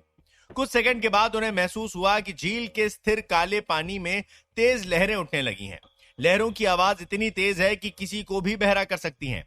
हुमैरा अचानक हुए इन बदलावों से काफी चिंतित दिखने लगी और वहीं लक्ष्य भी गंभीर दिखने लगा। जब लक्ष्य देवता गेम में इस भाग तक पहुंचा था तब घाटी पर डार्क एल्व्स का राज था। तो गेम में लक्ष्य ने ऐसा कुछ भी अनुभव नहीं किया था जो उसने यहां अनुभव किया है। लेकिन लक्ष्य के जहन में गेम में हुई एक वारदात की याददाश्त छपी हुई है, जिसके बारे में सोचकर ही उसका रोम रोम कांप उठा। इस झील के अंदर से गेम में एक खतरनाक दानव बाहर निकला था। उस समय लक्ष्य ने मान लिया था कि झील की गंदी गहराइयों में जो राक्षस छुपा हुआ है उस पर हमेशा से ही नेक्रोमेंसर के बजाय डार्क एल्व्स का राज था और उस दानव को यहाँ डार्क एल्व्स द्वारा बाद में यहाँ लाया गया था। इसीलिए उसने झील में कूदने का फैसला किया था। उसे इस बात का एहसास बहुत देर से हुआ कि डार्क एल्व्स की सेना के यहाँ आने से पहले ही वो राक्षस हमेशा से यहीं मौजूद था। लक्ष्य के लिए ये वास्तव में घटनाओं का एक अप्रत्याशित और सबसे असुविधाजनक मोड़ है। लक्ष्य को साफ साफ याद है कि झील की गहराई में मौजूद इस दानव का नाम ईर्ष्या नमः है। ये एक एपिक लेवल का बॉस है जिसका वर्णन बड़े शब्दों से नहीं किया जा सकता, क्योंकि बड़ा शब्द ही इस दानव के आगे काफी छोटा है। ये दानव कम से कम 100 फीट लंबा होगा और इसकी तुलना जापानी लोक कथाओं के 8 सर वाले ड्रैगन या ग्रीक पौराणिक कथाओं के लर्नियन हाइड्रा से की जा सकती है। यह विशेष दानव 6 सर वाला हाइड्रा होगा, जिसके प्रत्येक सर में एक अलग जादुई शक्ति मौजूद होगी और प्रत्येक सर लेवल 5 के शक्तिशाली जादुई तंत्र मंत्रों और श्रापों को उजागर करने में सक्षम होगा। झील के पानी में अचानक ही और अधिक हिंसक रूप से मंथन हुआ। अंत में एक जोरदार धमाके की आवाज आई। लक्ष्य और हुमैरा से लगभग 100 गज की दूरी पर एक विशाल जानवर पानी की सतह से बाहर निकलता हुआ उभरा। झील की गहराई से दानव के उभरने के कारण पानी में उत्पन्न हुए मोमेंटम की गति इतनी शक्तिशाली थी कि झील की सतह पर घना कुहासा भी बिखर गया और साफ हो गया। लक्ष्य और हुमैरा तब दानव को साफ रूप से देखने में सक्षम हुए। लक्ष्य इसके लिए तैयार था, कारणवश वो दानव की उपस्थिति से अधिक परेशान नहीं हुआ। हालांकि वो इस बात से थोड़ा हैरान है कि ये दानव गेम के दानव की तुलना में अधिक खूंखार और खौफनाक लग रहा है। वहीं दूसरी तरफ हुमैरा ने इस दानव को पहली मर्तबा देखा है। हुमैरा दानव की ओर अचंभित नजरों से देखते हुए डरते सहमते कहने लगी, ये तो 6 सर वाला हाइड्रा है। पाताल लोक का दानव यहाँ कैसे आ सकता है? हाइड्रा को देख लक्ष्य को एहसास हुआ कि ये ड्रैगन की प्रजाति का हाइड्रा है। साथ ही लक्ष्य को इस बात का भी अंदाजा हुआ कि इस बात में कोई शक नहीं था कि गेम में ये एक एपिक लेवल का बॉस था। क्या आपके पास इससे निपटने का कोई तरीका है? लक्ष्य ने विनम्र स्वर में हुमैरा की ओर देखते हुए प्रश्न किया। चूंकि इस खूंखार और खौफनाक दानव की लंबाई 100 फीट तक की होगी, तो लक्ष्य इस बात से वाकिफ है कि उसके जादुई तंत्र मंत्र के हमले से इस दानव पर किसी भी तरह का असर नहीं होने वाला है। उसका सबसे शक्तिशाली जादुई श्राप लेवल 4 का आग का गोला भी इस दानव को एक छोटा सा खरोच देने में सक्षम नहीं हो पाएगा। तो इस दानव को हराना उसके लिए दूर की बात है। इस दानव का सामना अब हुमैरा को ही करना है। यदि हुमैरा भी इस दानव का सामना नहीं कर पाई तो लक्ष्य नेक्रोमेंसर जादूगर को हराने का इरादा छोड़कर अपने होम पॉइंट्स का इस्तेमाल यहां से हुमैरा के साथ भागने के लिए करेगा। लक्ष्य ने पहले अंत तक लड़ने का निर्णय लिया था, मगर दानव के प्रकट होने के बाद लक्ष्य ने अपना इरादा बदल दिया, क्योंकि उसकी नजर में इस दानव से लड़ पाना असंभव है और अगर वो हुमैरा के साथ इस लड़ाई को जारी रखेगा तो वो दोनों जल्द ही मौत के साए की चपेट में आ जाएंगे। हुमैरा की नजरें दानव पर ही टिकी हुई हैं और वो दानव को भांपते हुए परख रही हैं। दानव हमला करने के लिए आगे नहीं बढ़ा था। वो तो लक्ष्य और हुमैरा से अच्छी खासी दूरी पर है। साथ ही वो गुस्से में अपने दांत पीसते हुए अपने प्रतिद्वंदियों को देख रहा है। पूरे 3 सेकंड तक दानव को एकटक देखने, भांपने और परखने के बाद हुमैरा ने निर्णय ले लिया। हुमैरा दानव की ओर देखते हुए मध्यम आवाज में लक्ष्य से कह रही है, ये एक प्योर ब्लड हाइड्रा नहीं है और न ही ये उतना शक्तिशाली है। मुझे एक ऐसे जादुई तंत्र मंत्र में महारत हासिल है जिसका इस्तेमाल करके मैं इस दानव का काम तमाम कर सकती हूँ, लेकिन उस जादुई तंत्र मंत्र का इस्तेमाल करने और उसका असर होने में समय लगेगा। आपको कितना समय चाहिए? लक्ष्य ने बिना घबराए हुए हुमैरा की ओर देखते हुए प्रश्न किया। लक्ष्य के मन से लड़ने या भागने का डर खत्म हो चुका है और उसे इस बात से राहत मिली कि उसे इन 2 विकल्पों में से किसी एक को चुनना नहीं पड़ेगा। हुमैरा दानव की ओर देखते हुए मध्यम आवाज में लक्ष्य के प्रश्न का उत्तर देते हुए कहने लगी, मुझे 1 मिनट का समय लगेगा क्योंकि मैंने हाल फिलहाल इस लेवल 6 के जादुई तंत्र मंत्र में महारत हासिल की है। लक्ष्य ने हुमैरा की ओर देखते हुए कहा, ठीक है, आप तैयारी कीजिए, मैं तब तक इस बात का ध्यान रखूंगा कि आपकी तैयारी में कोई बाधा ना आए। लक्ष्य उस तरह का व्यक्ति नहीं है जो बिना लड़े पीछे हट जाए या हार मान जाए। नेक्रोमेंसर जादूगर के हमलों की लगातार लहरों के कारण लक्ष्य और हुमैरा अब तक अपनी असल शक्ति का उपयोग नहीं कर पाए थे, मगर अब उनके पास अपने प्रतिद्वंदी नेक्रोमेंसर जादूगर को अपनी असल शक्ति का स्वाद चखाने का मौका है। अब हमला करने की बारी उनकी है। हुमैरा इस बात से वाकिफ है कि जिस लेवल 6 के जादुई तंत्र मंत्र में उसने हाल फिलहाल महारत हासिल की है, वही लेवल 6 का जादुई तंत्र मंत्र लक्ष्य और उसके लिए इस मुसीबत से छुटकारा पाकर बाहर निकलने की आखिरी उम्मीद है। लेकिन यह जादुई तंत्र मंत्र अत्यंत रूप से शक्तिशाली है और हुमैरा को अभी इस जादुई तंत्र मंत्र का इस्तेमाल करने की आदत नहीं है। उसे सफलतापूर्वक रूप से जादुई तंत्र मंत्र का इस्तेमाल करने हेतु अपना सारा ध्यान अपनी जादुई शक्ति पर केंद्रित करना होगा, जिस कारण वो किसी और चीज पर अपना ध्यान नहीं दे सकती। और यही स्थिति उसे किसी भी तरह के हमले की चपेट में लेने की क्षमता रखती है, जिस कारण हुमैरा हर तरह के हमलों से असुरक्षित हो जाएगी। उसकी जान को खतरा होगा और उस पर हर पल मौत का साया मंडराता रहेगा।